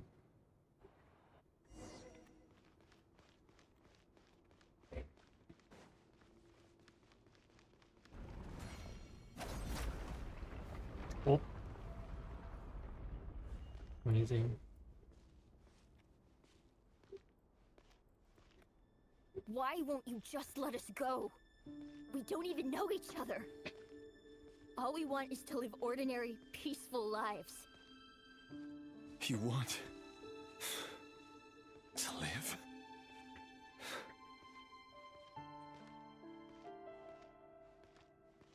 Yes. I just want to go on living. Is that really such an unforgivable crime?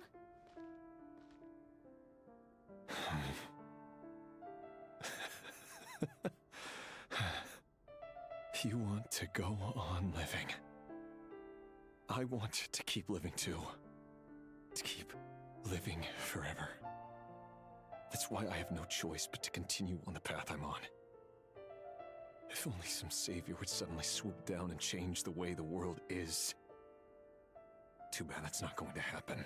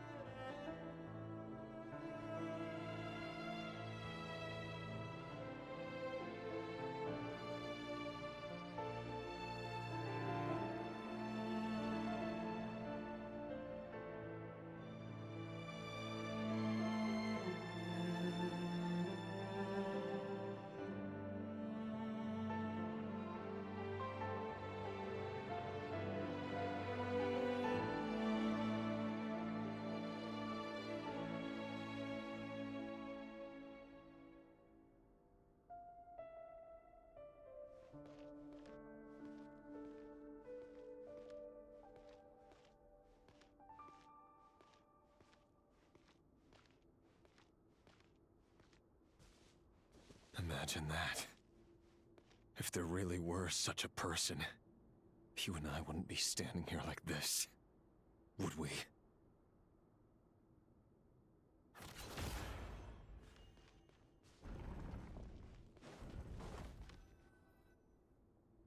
So these files are in. Time to wade through them just like usual.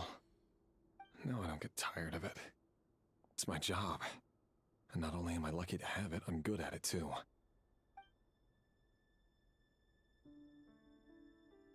Huh. Wait. That's...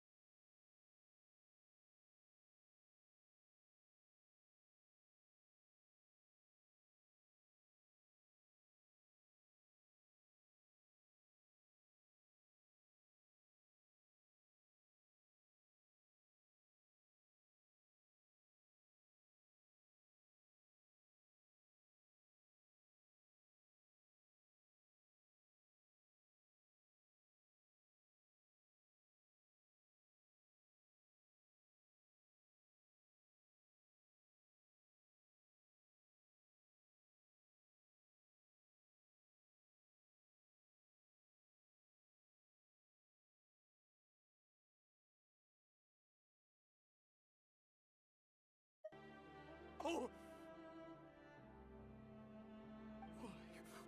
Why? But you bear no mark of the Crimson Moon. How could you possibly have anything to do with them? It cannot be! A diluted bloodline. Carefully concealed. What a fool I've been. Numbing myself with talk of just... Irminsul. Finster King! How far are you going to take this? From the direct bloodline to secondary... Today it's the descendants of the Crimson Moon. Who will it be tomorrow? No. This cannot go on. This is...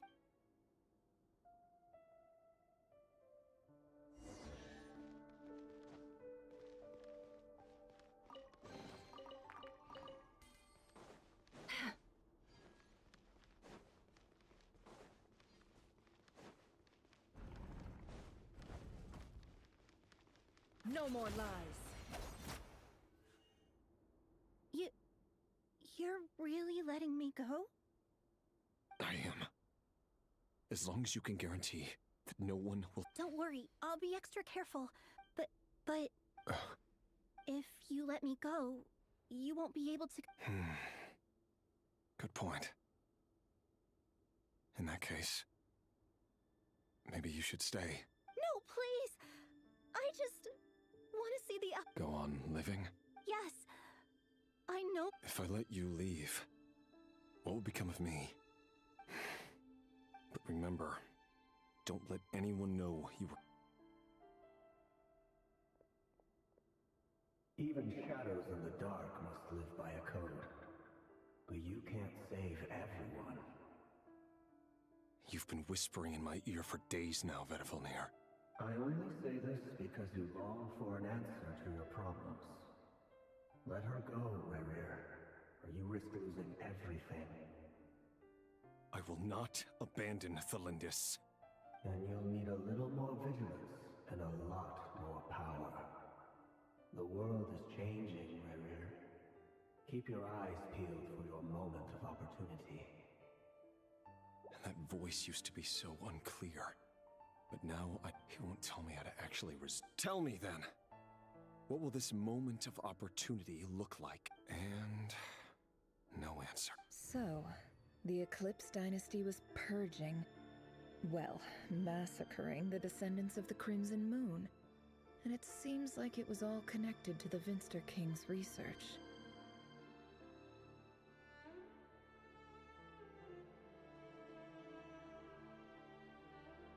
The King's obsession with abyssal power left the future of Conria hanging in the balance. No wonder every aspect of Rerir's life was so unstable. And it looks like this Thelindis, Rerir's would-be fiancée, herself belonged to a sub-branch of the Crimson Moon. It almost defies belief that a couple like them could hide the truth from each other for so long. If the And why does Vedivulnir, Daneslif's older brother, keep talking in Rerir's head? This guy kept... The human mind is like a vast desert of shifting sands. When you follow the flow of someone's... Time for something a bit more creative. We've been inside Rerir's mind. There's already enough clues on the board to start reading between the lines and mapping out the rest. Now, we can finally begin to put the pieces together. Sure, it'll only be... Once we've built up a cognitive profile, we just need to cross-check the logic behind his actions. And then we'll be able to take a sneak peek at whatever it is that Rerir has really been hiding.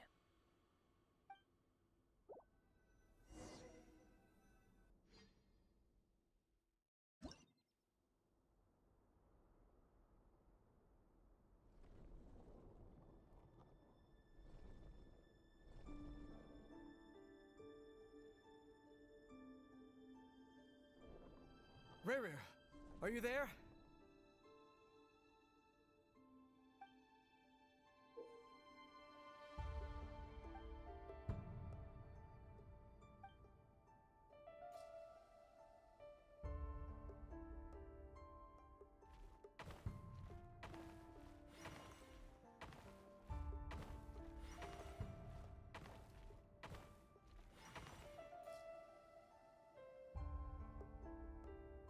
Rerir!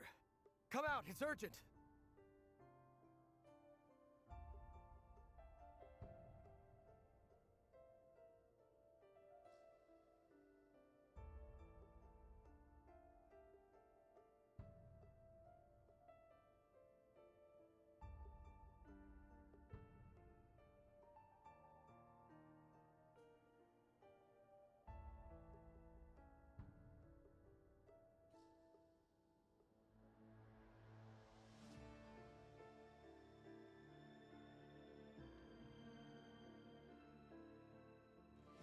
Dane? Quick, come with me. I'll explain everything. Okay. I'll come. But... All right then, but make it quick. I've never seen Dane so worked up before.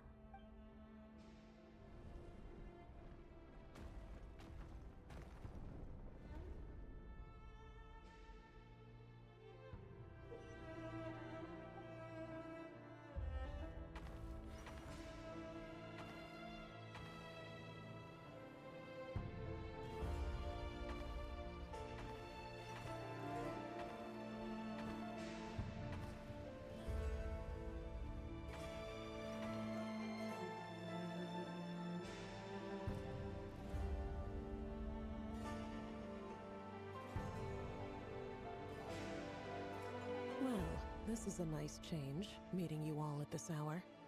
When men and women of ambition can speak face to face in broad daylight, I say that's a big step forward for our dear Conria.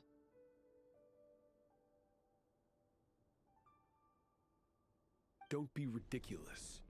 We do not fear the...